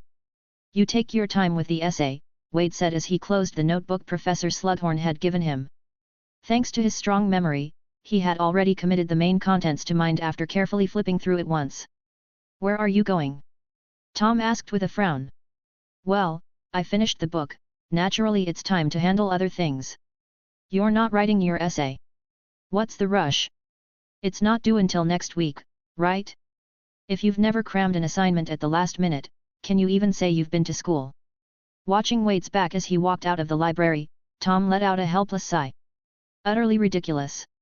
No doubt Wade had something on his mind, their conversation just now had been pure filler, completely devoid of meaning. Tom suspected Wade didn't even register what he'd been saying. Could it be related to that Anne Rosier? Tom narrowed his eyes thoughtfully. Foo foo foo. Wade walked briskly through the corridors of Hogwarts, silently memorizing the route beneath his feet as he went. At the same time, Wade committed to memory the position of every single painting and statue in the corridor. Wizarding World paintings weren't just static decorations, the figures inside them could move, talk, and even hop between frames. It wasn't unusual at all. Which meant that any character in any painting could serve as someone else's eyes like surveillance cameras. So, if Wade wanted to keep his little secrets, then during his upcoming nighttime explorations, he'd need to avoid not only patrolling professors but also being seen by any of these paintings. The disillusionment charm wasn't perfect invisibility either. While moving, one's outline could still be faintly seen. That meant he'd have to move slowly in areas where paintings were present. If only he had that invisibility cloak from the Potter family. Thanks to his excellent memory, Wade only needed to wander through a place once to remember it. So by the time evening rolled around and he arrived in the Great Hall for dinner, he had already memorized most of the visible routes throughout Hogwarts. It was like he'd built a model of the castle inside his head. Oh! By Merlin's beard! Wade! Where have you been all day? I've been looking for you all afternoon. Anne asked the moment she saw him. During the day, she had walked around the castle with Wade, but somehow she wasn't quite sure how she must have gotten distracted for just a moment, and when she snapped out of it, Wade was already gone. After that, no matter where she looked, she couldn't find him anywhere. It wasn't until he appeared at the Slytherin table for dinner that she finally saw him again. Wade immediately put on his signature smile. Ah, Anne, it's so good to see you again. I must say, Hogwarts Castle is really something. I turned around for just a second, and you were gone. I've also been looking for you all afternoon and still couldn't find you. Who knew the castle was actually that big? His words left Anne momentarily stunned. Wasn't that supposed to be her line? She had actually spent the whole afternoon looking for him. All she could say was, I see, as long as you're okay. I was worried you might have fallen into some strange place. My father told me Hogwarts is full of hidden chambers. Hidden chambers? Wade asked suddenly. Do you know where any of them are? Anne was caught off guard. She didn't actually know any hidden chamber locations. She had just been talking off the top of her head. My father didn't tell me. Maybe he knows though, Anne said. Ow! That's a real shame. If there are hidden chambers, I'd really love to go take a look. Wouldn't you agree, Tom? Wade said with a smile, turning to Tom beside him. Tom, who was currently peeling a boiled egg for Nagini, looked up, confused. You're talking about secret chambers. Why are you suddenly dragging me into it? Wade chuckled. I'm just curious. You think, when the four founders built Hogwarts, is it possible they left behind secret chambers? Maybe hiding personal treasures? Anne said, you know, that actually sounds plausible. Especially Salazar Slytherin. He had a falling out with the others and left Hogwarts in the end. He might really have left something behind. Wade glanced at her in surprise, momentarily unsure whether she knew more than she was letting on, or if she'd just guessed really well. Even if he did leave something behind, what's it got to do with us? Tom muttered.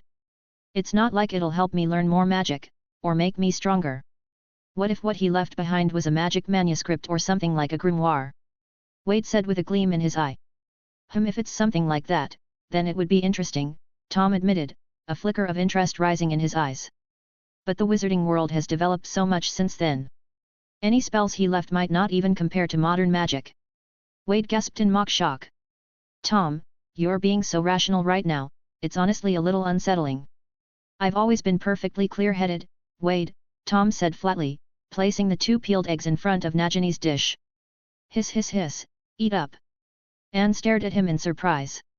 Were you just talking to that snake? Yeah. Why? Tom asked, his tone indifferent as ever toward this obviously suspicious girl. "You don't know?" Anne said excitedly. "Salazar Slytherin could speak Parseltongue. It's said that his descendants can too." "Tom, could it be? Are you related to Slytherin by blood?" Tom's usually emotionless eyes suddenly lit up with a strange gleam upon hearing those words. Chapter 75, Bullshit no Jutsu. "I'm not really sure. Are you telling the truth?" Tom asked, a little urgently. "Of course it's true. But it's not absolute throughout history. It hasn't only been Slytherin's descendants who could speak Parseltongue. There were a few other wizards who could as well," Anne added. Even though Anne mentioned that Parseltongue wasn't exclusive proof of being a Slytherin heir, it still piqued Tom's deep interest. Wade silently observed everything from the side but didn't step in. He was also curious to see how this Tom, already quite different from the one in the original timeline, would change after learning about his lineage. However, it did surprise Wade that Tom was already getting clues about his ancestry from Anne. It seemed the ripple effects of his butterfly wing were stronger than expected. This also served as a reminder for Wade, going forward, he absolutely couldn't rely too much on impressions from the original canon. After dinner, Tom headed to the library once more. As soon as he arrived, he started searching for books. But this time, he wasn't looking for spellbooks or transfiguration tomes. He was digging into history books and anything related to the Slytherin bloodline. Wade didn't follow Tom to the library. For Wade, the books available to students in the Hogwarts library no longer held much appeal. Only the restricted section still attracted him. That section stored the black magic manuscripts and books that Hogwarts had collected over the years, books that were nearly impossible to acquire outside. In terms of sheer volume, the Somnolent family's private library couldn't compare to the restricted section at all. Besides all the magical knowledge, the most important thing was, the senior's notebook was hidden in the restricted section. Naturally, visiting the restricted section during the day was out of the question. If a student wanted to borrow a book from there, they first had to get a professor's signature. Then they had to tell the librarian which book they wanted. The librarian would then retrieve it for them from the restricted section. During this process, students were strictly forbidden from stepping foot inside the restricted section. Approaching it would even earn them a warning. So, if he wanted to sneak in for a proper look, he would need to use unconventional methods. Wade had already scoped out the place during the day, so he decided that tonight, he would head to the restricted section and retrieve the senior's notebook first. Next would be entering the Forbidden Forest and, according to the notes, locating those ancient magical hotspots. "Why did you go quiet all of a sudden?" Anne's voice interrupted Wade's train of thought. "Oh, nothing. I'm just a bit tired," Wade replied casually. At the moment, they were walking together back toward the Slytherin common room. Since Wade was quite curious about her true intentions in approaching him, he hadn't rejected her attempts at contact. For now, at least, they could be considered friends. Or rather, Anne was temporarily the first friend he and Tom had made since entering Hogwarts. "After wandering around all day, I'm feeling pretty tired too. Let's turn in early tonight. We've got classes again tomorrow." "All right." Pure blood. As soon as the password was spoken, the entrance opened. And just as it did, they happened to catch sight of two people exiting the common room. "Hey, Wade!" Alphard greeted him with a miserable expression. As for why he looked so miserable, well, it was entirely because a girl was currently yanking hard on his ear. Wade took one look and instantly recognized her. Wasn't this the same girl outside platform 9 3/4 who had called him a mudblood? "Hello, Alphard. That's quite a unique look you've got going on," Wade said with a smile. Alphard looked like he was about to cry. "Help me. You again?" Walburga glared at Wade furiously. She couldn't help it. What Wade had said to her back then had hit a nerve, especially for a proud pureblood witch like her. The lingering frustration was still very much there. "Ah, Miss Black, we meet again. I wonder where might you be dragging my roommate off to?" Wade asked calmly. "I'm disciplining my brother. It has nothing to do with you," she snapped.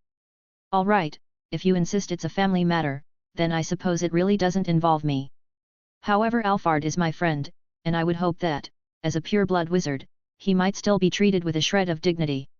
Wade's tone shifted into the same slow, theatrical cadence Snape was known for. At the sound of that infuriating voice again, Walburga flinched back half a step like she'd been triggered. "Ow! Ow! Ow!" Poor Alphard's ear was still in his sister's grip, so when Walburga recoiled, he was yanked sharply and grimaced in pain. What do you mean by that? Walburga asked coldly. I mean, as purebloods, especially those from a family with such a distinguished history, grace should be a quality etched into your bones. And yet I haven't seen the slightest trace of that word reflected in anyone from the Black family, Wade replied. He gave Walburga that same pitying look again. As I suspected the other day, I wasn't wrong. It's truly sad, born into a pureblood family and yet completely ignorant of what it means to be elegant. The Black family, what a disappointment. You. Walburga was fuming, but despite herself, her grip on Alphard's ear loosened.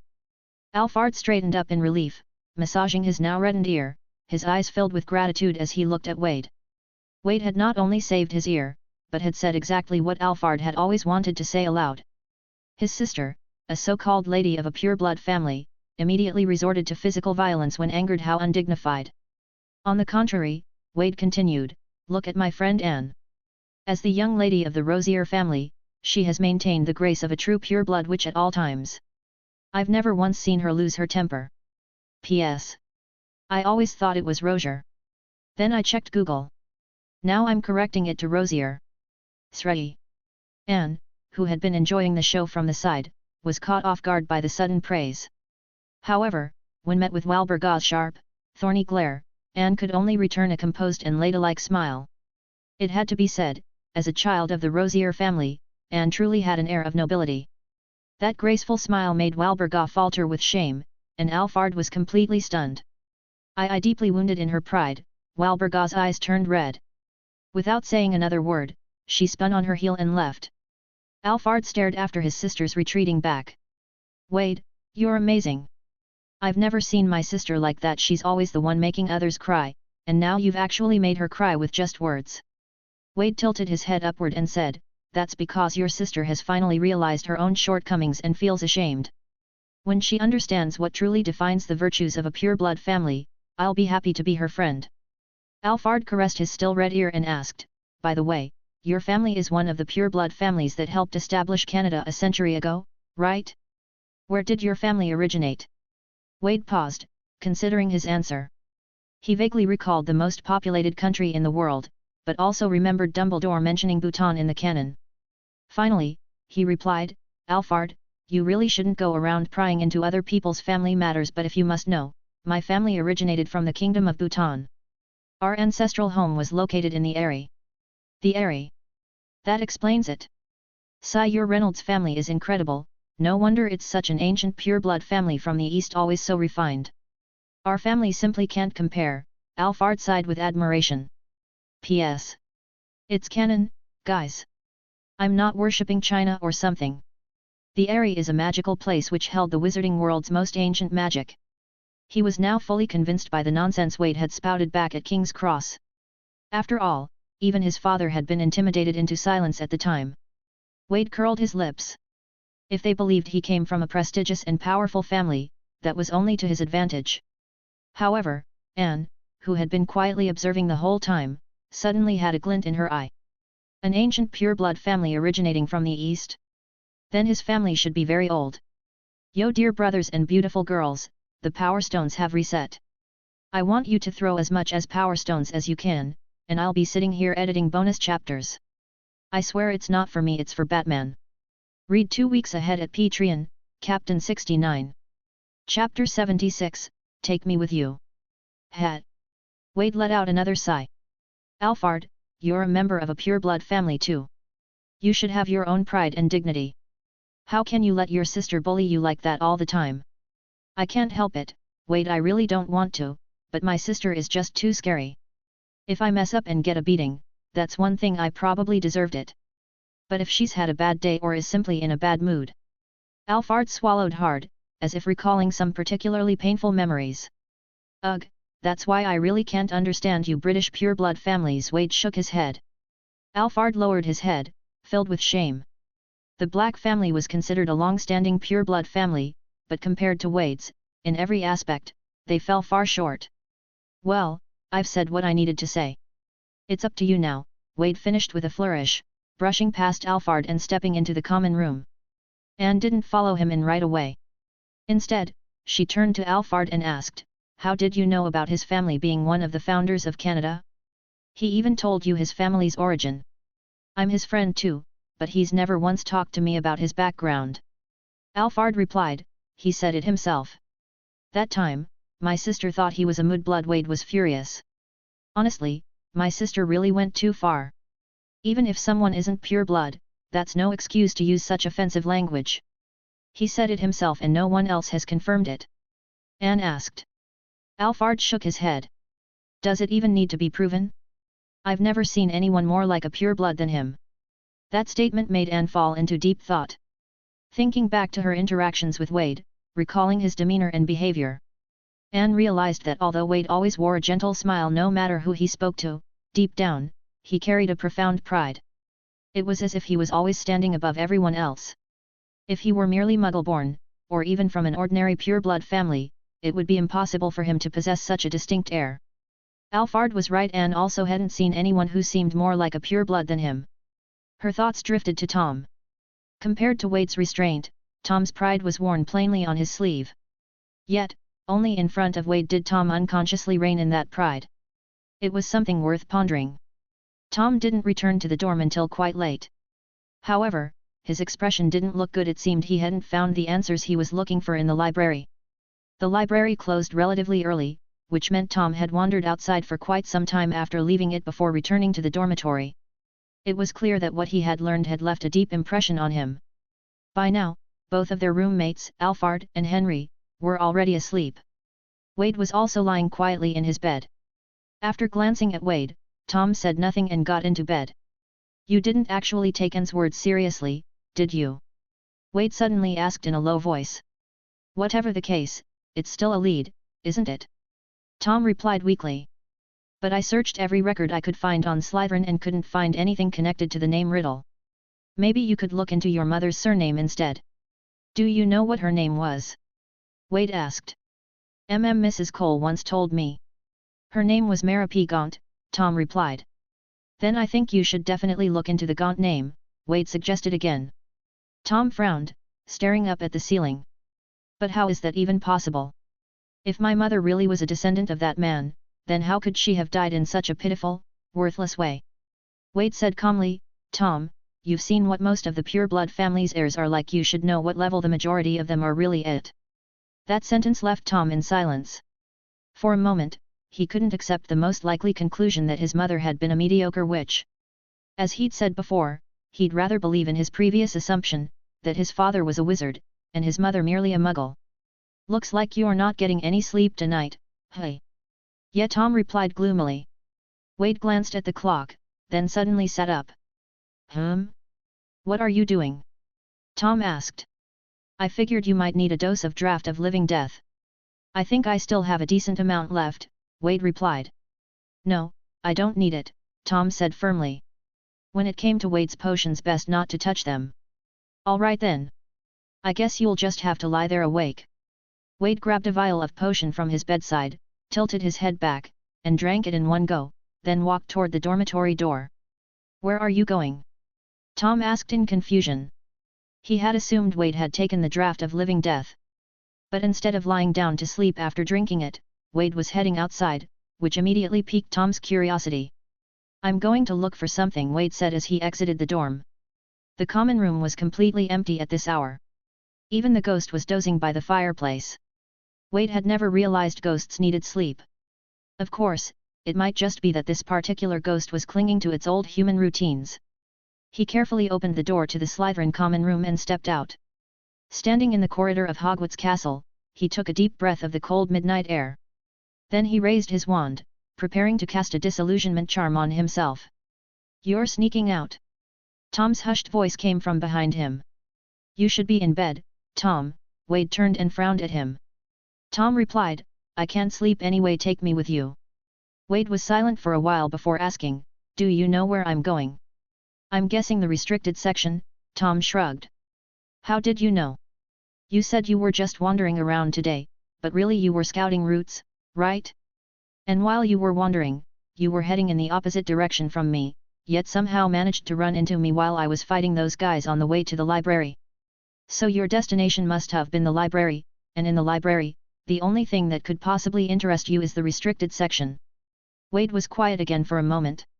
Your reasoning is pretty far-fetched, Tom. Fine. I saw the route map you drew. Enough talk, I want to go to the restricted section too. Are you bringing me or not? If not, I'll go by myself. Wade studied him for a second, then nodded. Hell, looking for more about Slytherin, so that's why you want to go. Alright then.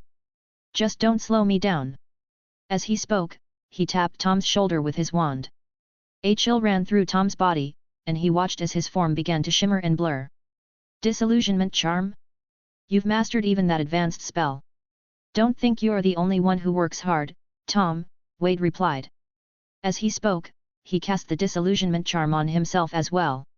Right, let me teach you another spell. This one lets you see clearly even in the dark.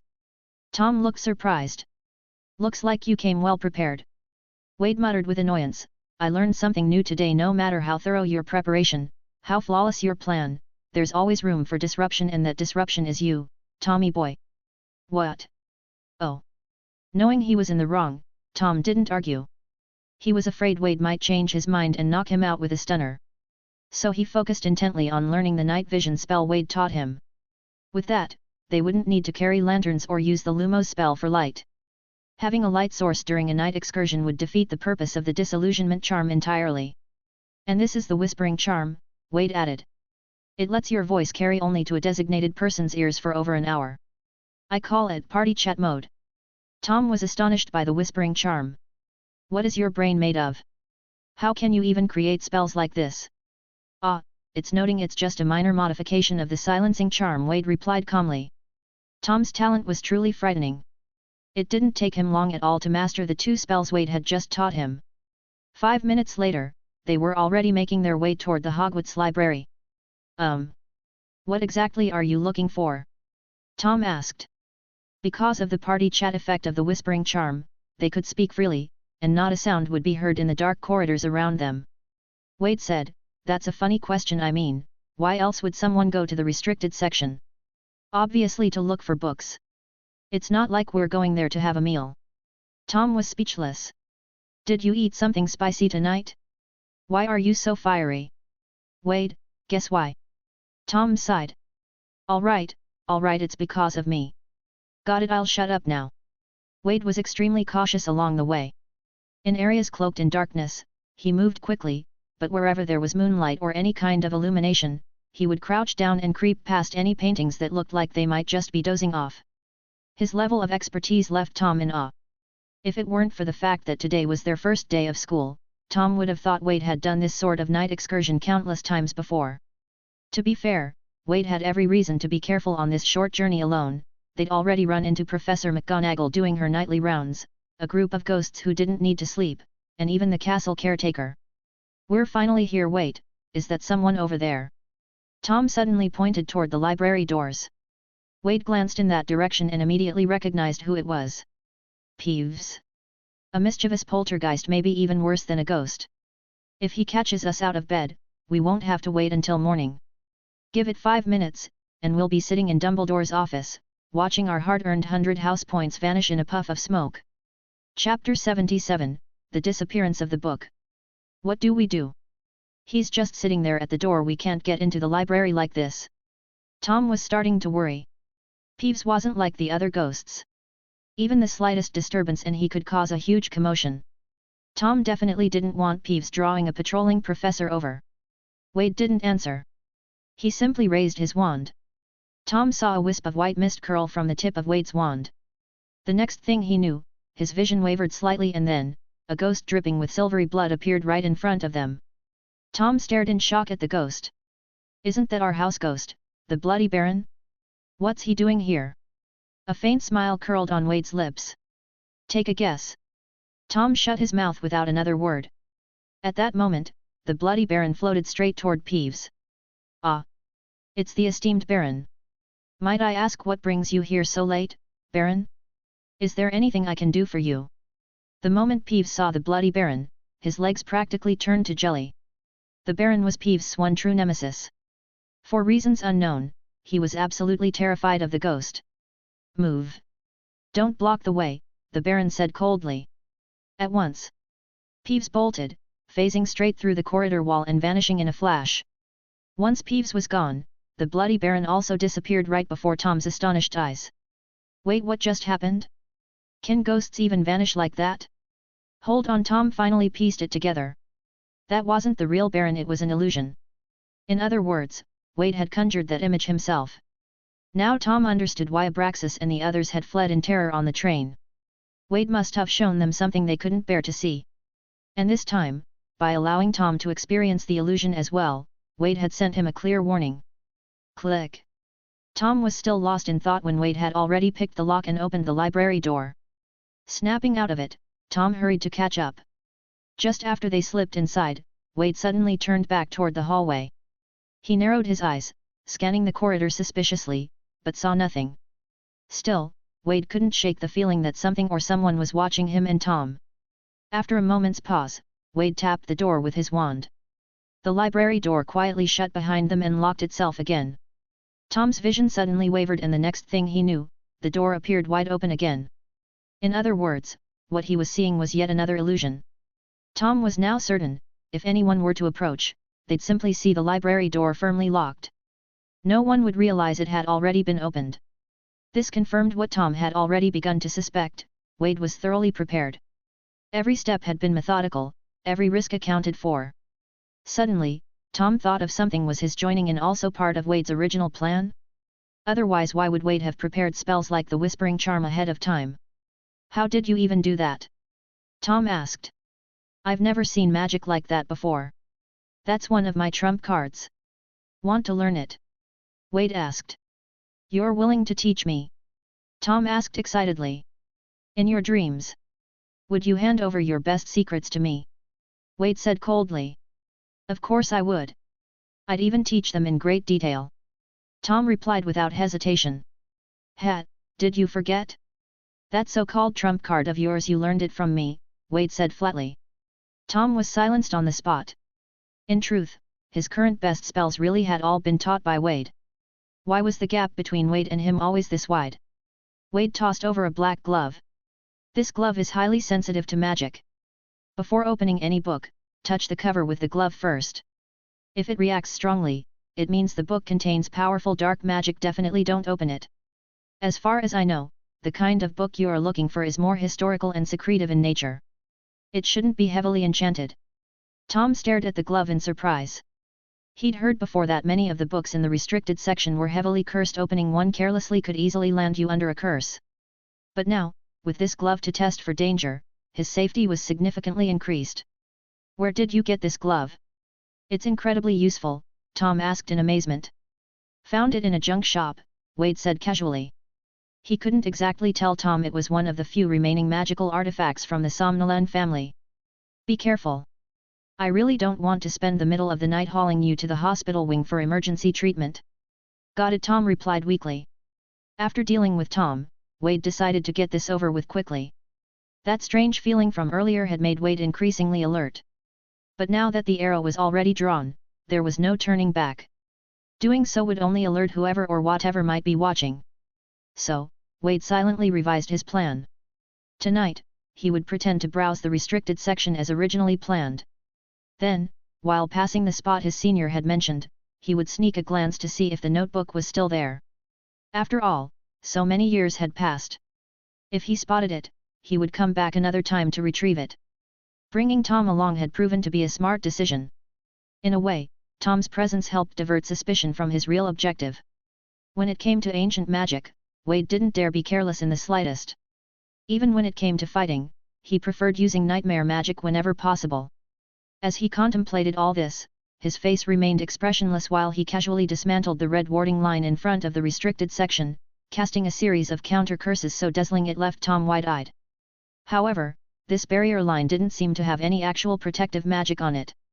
Beyond the line was the restricted section.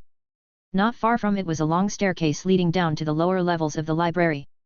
In fact, the restricted section was divided into multiple levels. The first level wasn't all that dangerous.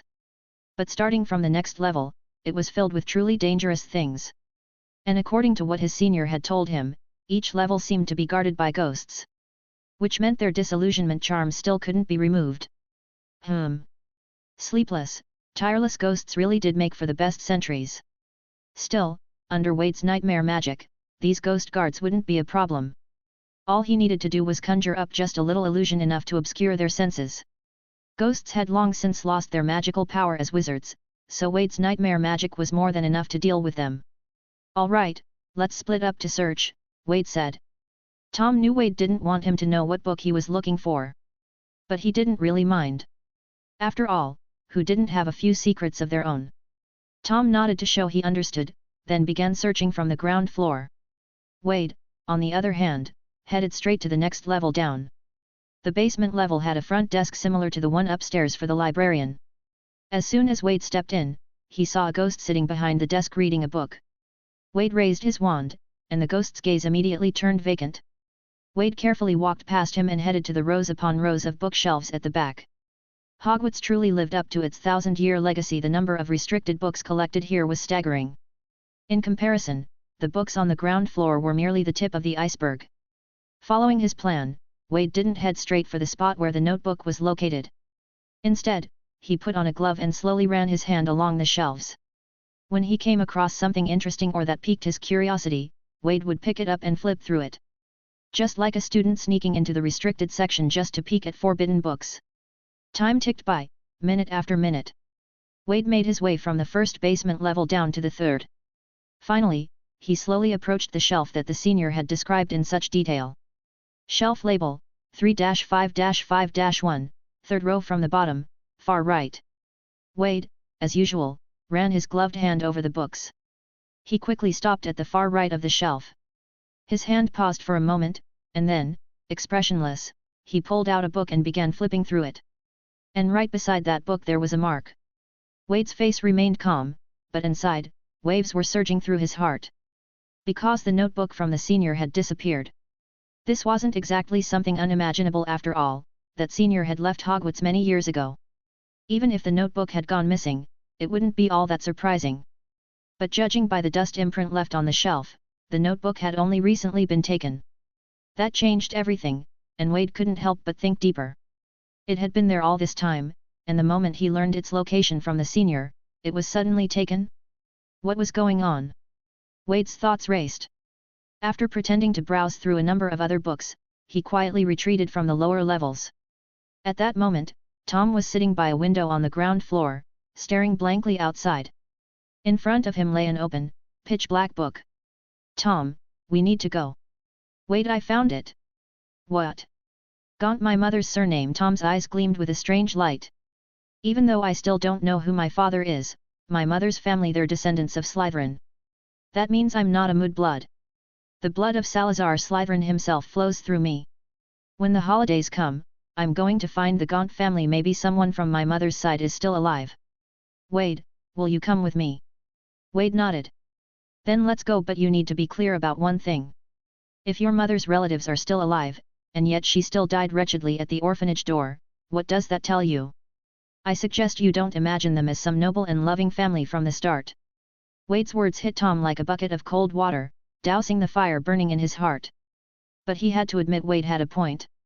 If his mother's family had truly been kind and worthy, then how could his mother have ended up at the orphanage, in rags, dying while pregnant? 1,800 words. "Wait, what? Y'all hit the Power Stones goal already?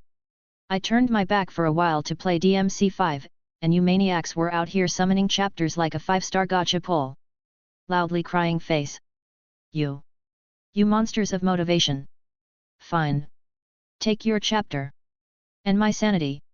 I hope you're happy. Skull face with tears of joy. I'm gonna post another chapter in 4HRS, so stay tuned. Or go to sleep, depending on your time zone. Read 2 weeks ahead, Patreon, Captain 69. Chapter 78, Thief should be inside Hogwarts. Yes. You are right. If my mother's family had truly been kind and worthy, then how could she have ended up at the orphanage, in rags, dying while pregnant? I can't believe she was a witch with Salazar Slytherin's blood in her veins, and yet. Life is unpredictable, Tom. It is what it is. Wade placed a hand on Tom's shoulder. Yes, I still have to face it, Tom said with conviction. It was one thing not knowing before, but now that I finally have a lead, I can't just do nothing. Wade smiled. That's why I support you going. I'm just reminding you to be mentally prepared. Quite a few fallen pureblood families live worse than beggars even if they're descendants of Slytherin. Tom nodded, then asked, enough about me. What about you? Did you find what you were looking for? Wade's smile faded. Something unexpected happened. Tom was a little surprised. It was the first time he'd seen Wade come up empty after making such a thorough plan. Wade glanced toward the door and suddenly said, actually, I should have brought Nagini with me.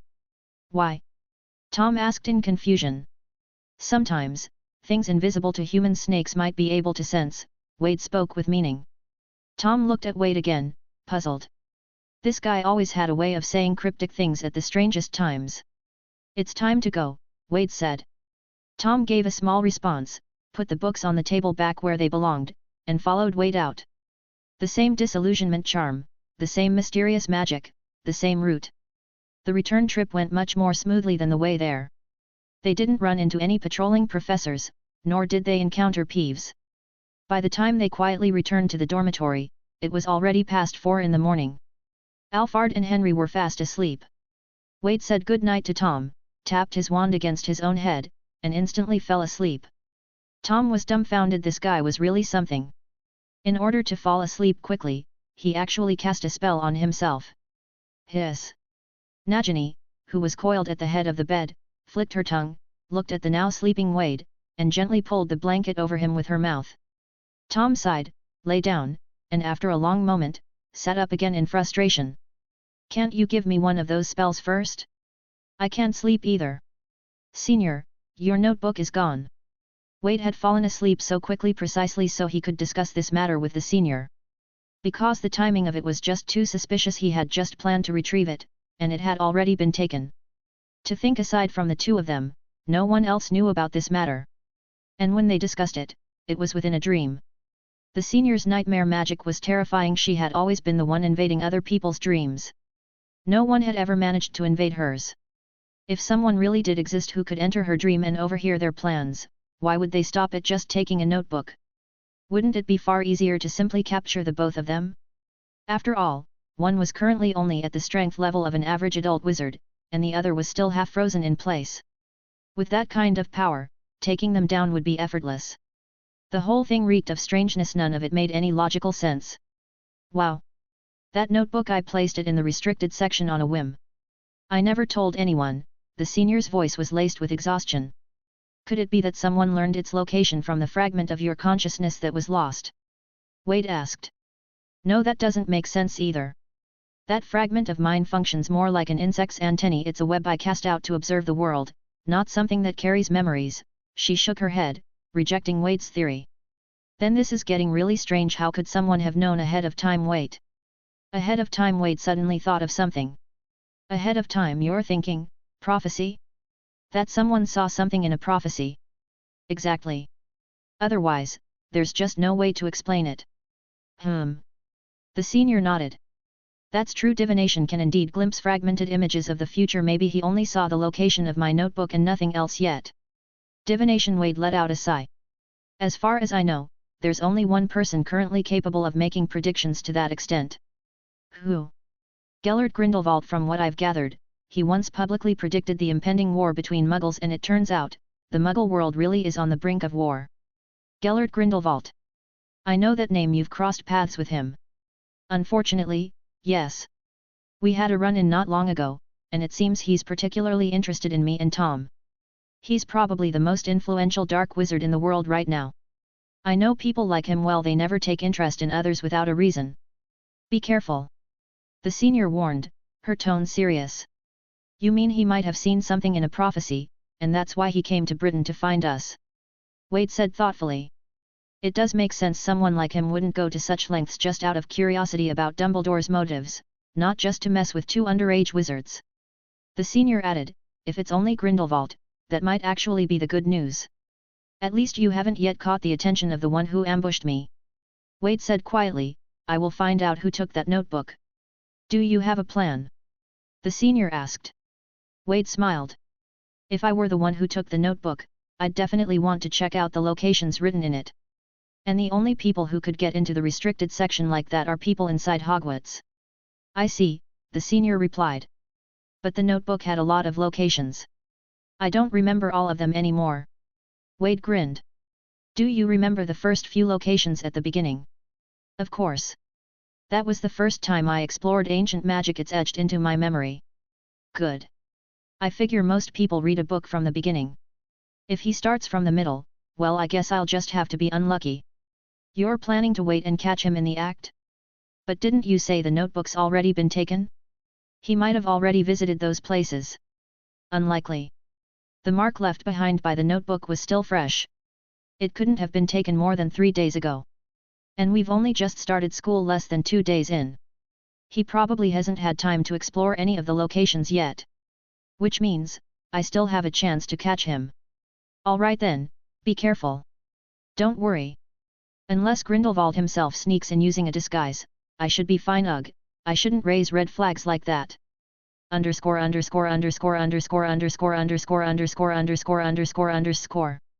Now I'm gonna go and sleep. By Blackheart. Read 2 weeks ahead, Patreon, Captain 69.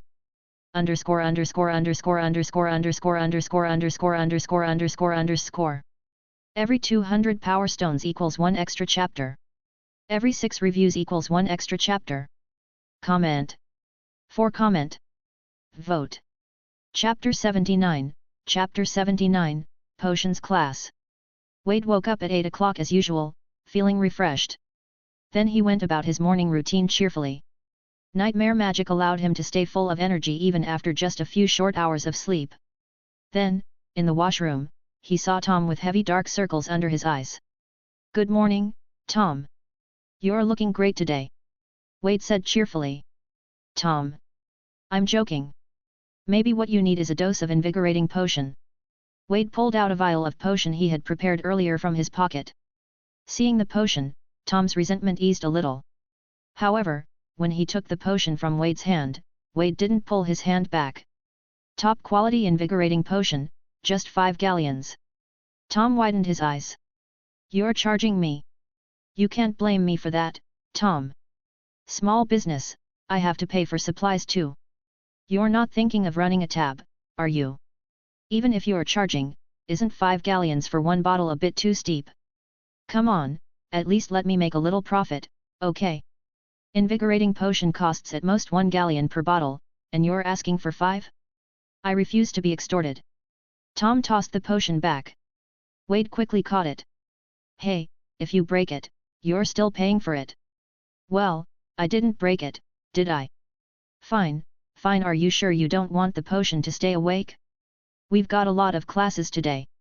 Tom shook his head, eyes firm. I'd rather die from exhaustion. Blow myself up in potions class. Jump off the Hogwarts tower and splatter. I still wouldn't take a sip of your potion. Wade gave him a thumbs up. Nice. Respect. But when it's time for potions class, find someone else to partner with. I'm staying far away from you. Tom gave a slightly chilling smile. You think you can get away? That morning, they had potions class 2 periods back to back. And in the afternoon, another double session of herbology. For someone like Tom who hadn't slept all night, this schedule was pure torture. After breakfast, he dragged himself to the potions classroom, barely holding it together. Meanwhile, Wade was still trying to peddle his invigorating potion beside him, but Tom remained firm. He was absolutely not letting this profiteer win. On their way to class, they ran into Anne. After listening in for a bit, she decisively handed over 5 galleons and bought the potion from Wade. After seeing Anne drink the invigorating potion, Tom quietly cast a whispering charm and said to Wade, "Looks like we weren't the only ones who couldn't sleep last night. I wonder what she was doing." Wade gave a soft hum, watching Anne's back with a thoughtful look, maybe playing with her cat. "I don't think she has a cat." Tom looked confused. "She's a girl." The potions classroom was located in the dungeons. Outside the classroom door, several Slytherin first years stepped back instinctively when they saw Wade and Tom, their eyes filled with fear. Wade couldn't help but smile. Weren't these the same kids Tom had trounced yesterday? Apart from the few upper years, all the others were present. Once they entered the classroom, they realized it wasn't just the ones who had been beaten. The other pureblood students were all giving Wade and Tom strange looks, fear mixed with a subtle sense of alienation and rejection. They were whispering to each other while casting furtive glances their way. Although they were speaking quietly, Wade's excellent hearing picked up everything. Clearly, the incident from yesterday had already spread. And somehow, the story about Wade Reynolds being from a pureblood family originating from some mysterious Eastern pureblood ancient family had spread with it. Wade suddenly understood no wonder these guys were acting distant and cold toward him. It was probably because the local pureblood families felt a strong resistance and rejection toward foreign purebloods. After all, Wade was an outsider who had beaten up their own people. From their perspective, it was like getting punched right at their doorstep. Neither Wade nor Tom particularly cared about this. If they didn't like it, they could just beat them up again. Slytherins generally admired strength. Beating them a few more times might actually help. On this point, Wade and Tom were surprisingly in agreement. Tom sat down without expression, choosing a random seat. Wade said, "Anne, why don't you sit in the middle? That doesn't seem right, me sitting between you two." Anne hesitated, a bit embarrassed. "Middle has the best view," Wade said with a straight face. Tom cut in coldly, "He's just afraid I'll mess up the potion and it'll blow up on him."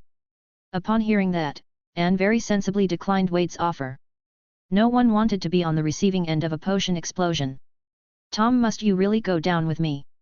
Wade said helplessly. "Hat. I'm changing seats," Wade said, getting up. But just then, Professor Slugghorn walked in with a smile. "Class is starting, everyone, find your seats." Wade turned to look and realized the classroom was nearly full. And he couldn't exactly go sit with the Gryffindors next door. "All right, then we'll go down together," Wade sighed and sat back down next to Tom. "I've always believed that potions is the most magical subject," Professor Slugghorn began. "A variety of seemingly unrelated ingredients, when mixed, can produce all sorts of astonishing effects." After briefly introducing the subject, Slugghorn brought out a few cauldrons and placed them on the desk. "Can any of you identify what's in these? If you can, it means you've properly reviewed your textbook. There will be a small reward for the correct answers." As soon as Professor Slugghorn finished speaking, the classroom erupted into a buzz of excitement. Clearly, everyone was quite intrigued by Professor Slughorn's mysterious welcome gift. "Anyone want to volunteer to come up and identify them?" "Flipping through your books now doesn't count," Professor Slugghorn said as he turned his gaze toward the Slytherin students. As the head of Slytherin House, he naturally hoped the reward would go to someone from his own house. Seeing that most students were still hesitating, he added, "How about this, everyone come up and take a look first, then write your answers down on parchment." Before he could even finish speaking, 2 hands shot up. Professor Slugghorn looked up and smiled in satisfaction. "Wade, Tom, since you've both raised your hands, come on up together. Write your answers on parchment. If neither of you is correct, we'll let the others have a go."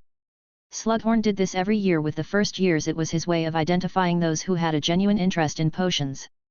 After all, any student who had managed to read through the dull and tedious potions textbook before even starting school had to be at least somewhat passionate about the subject. Wade and Tom stepped forward immediately. Both of them knew that Professor Slugghorn was clearly paying them special attention. There was no denying that this professor might become a major supporter for them at school in the future, so it made sense to play along with him for the sake of long-term plans. Simply put, they couldn't let the teacher's question hang in awkward silence. Besides, both of them had a hunch about what the professor was trying to do. Sure enough, after Wade and Tom finished writing their answers, Professor Slugghorn exclaimed with excitement, "Absolutely correct. I'll award each of you 20 points." Wade and Tom exchanged a glance, both thinking the same thing just as expected. After losing so many points earlier, they definitely needed to find chances like this to earn some back. "Your slave, I'm here with yet another chapter. Read 2 weeks ahead, Patreon, Captain 69. Chapter 80, Who Are You Trying to Harm This Time?" As soon as Professor Slugghorn announced the points award, the Gryffindor students started getting restless. At this point, even a fool could tell what Professor Slugghorn was trying to do.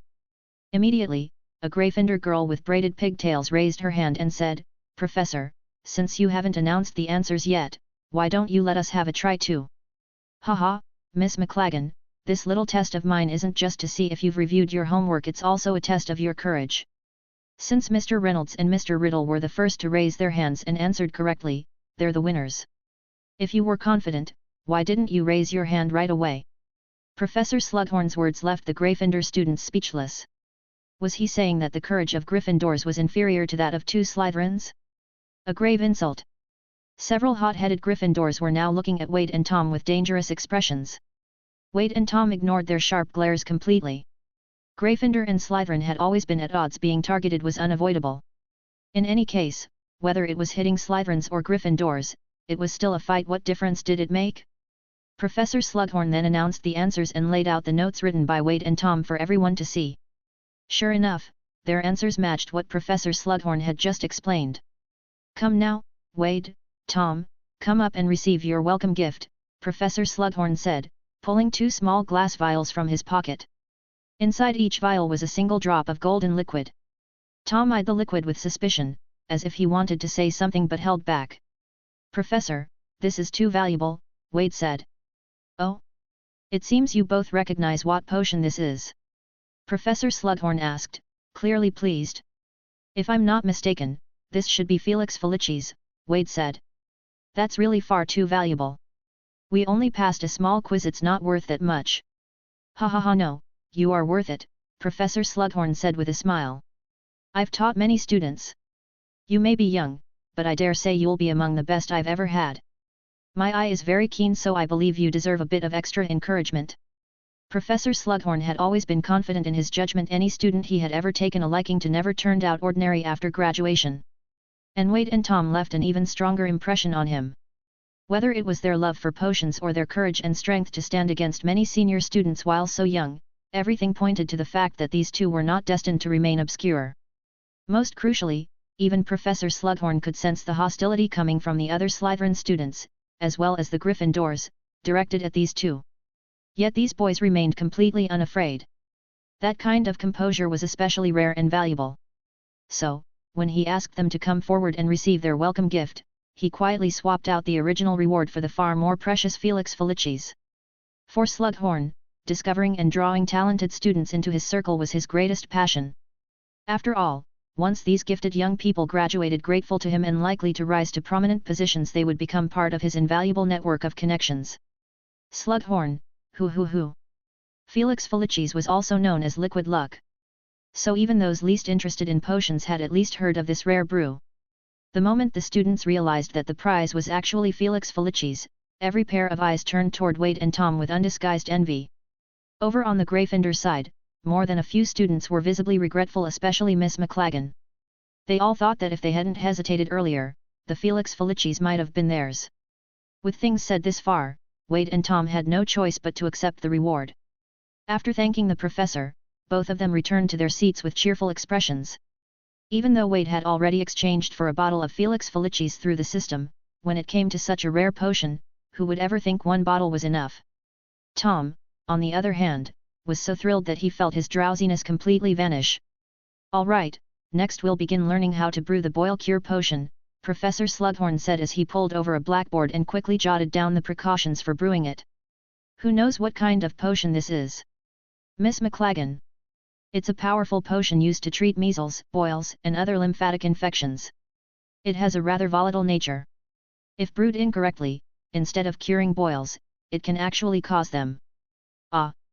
A perfectly accurate answer. I can see you've done a very thorough job previewing the material, Miss McLagan. 5 points to Gryffindor. Professor Slugghorn said happily. Though McLagan wasn't as dazzling as Wade and Tom, she was still the kind of student he liked.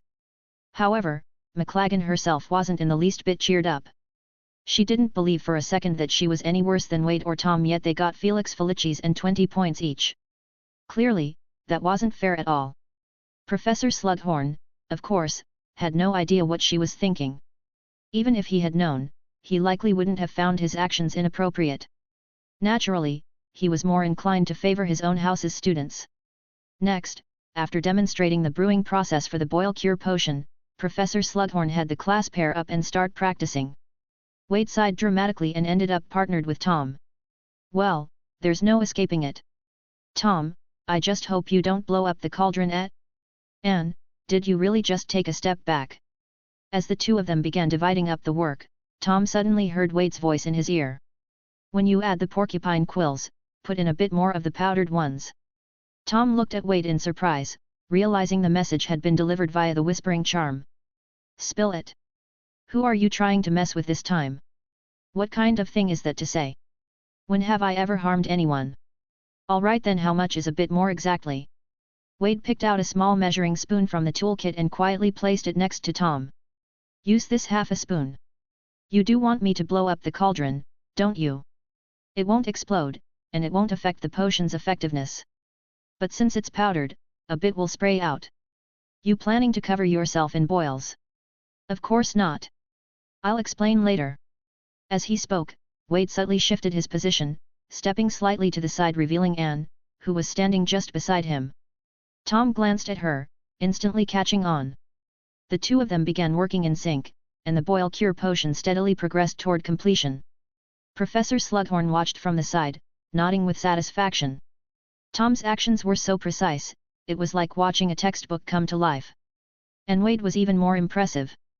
Especially his knife skills, which were absurdly precise, and his efficiency in handling potion ingredients both left Professor Slugghorn visibly astonished. Before transmigrating, Wade had been the youngest expert in the field of biology, and things like specimen dissection or anatomical work were everyday tasks for him.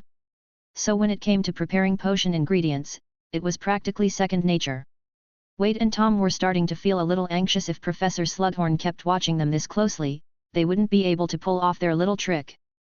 Boom! Luckily, it wasn't long before something went wrong on the Gryffindor side. Someone messed up a step, and their cauldron suddenly burst into flames. Don't panic. Professor Slugghorn quickly walked over to deal with it. Tom let out a quiet breath of relief and swiftly moved on to the final step, then lifted the cauldron off the fire. Wade handed him a prepared porcupine quill. Tom dropped the porcupine quill into the cauldron, and while the boil cure potion inside began to react, Wade quietly passed him a small vial. Inside the vial was finely ground porcupine quill powder. Tom glanced at Professor Slughorn's back, then quickly opened the vial and used the small spoon to scoop out just under half a spoonful. Wade nodded, and Tom sprinkled the powder into the cauldron. Boom! A sudden splash erupted from the potion as it neared completion. Ah! Wade let out a deliberately startled cry as he nimbly dodged the splash. The potion, still not fully stabilized, sprayed outward in a burst of droplets, heading straight toward Anne. Thanks to Wade's timely warning shout, Anne had been on alert. The moment she saw the potion coming at her, she looked momentarily panicked, but her wand hand moved without hesitation. Whoosh! Before the potion could even get close to Anne, she sent it flying back with a swift flick of her wand. Sizzle! The potion splashed back into the cauldron with a sharp, hissing noise. Oh my! Sorry. I knew Tom was going to blow the cauldron, Wade quickly said to Anne, who was still in a guarded stance. Tom stared at Wade in disbelief. Seriously? Sold him out again? Professor Slughorn had just finished handling the incident on the other side of the room and hurried over when he heard the commotion. What happened here? Oh Tom, you used the spoon that still had porcupine quill powder on it, didn't you? That's not going to ruin the potion, but it will cause an overly strong reaction and splash everywhere. There's a reason the quantity is so specific. I told him not to, Wade jumped in, but he insisted on using it. Nearly hit Anne. Anne put away her wand and smiled, it's fine. Good thing I didn't switch seats with you. Tom shut his mouth. This scoundrel never misses a chance to throw him under the bus. Clearly, Wade was the one trying to test Anne, yet in the end, he refused to take the blame. This had to be payback for not buying his potion. What a conniving bastard. Forget it. Tom was used to it by now. Off to the side, McLagan had also noticed the scene. She sneered in disdain. Seriously? Cauldron mishaps over a simple boil cure potion, and this was the kind of talent that got rewarded with Felix Felicis? The potions class finally came to an end. Tom dragged himself out of the classroom, exhausted. Using the whispering charm, he asked, I went through all that trouble. Did you figure anything out? Wade replied, I got the answer. What's the answer? The answer is, Anne isn't Grindelwald in disguise. Tom. Thanks for listening.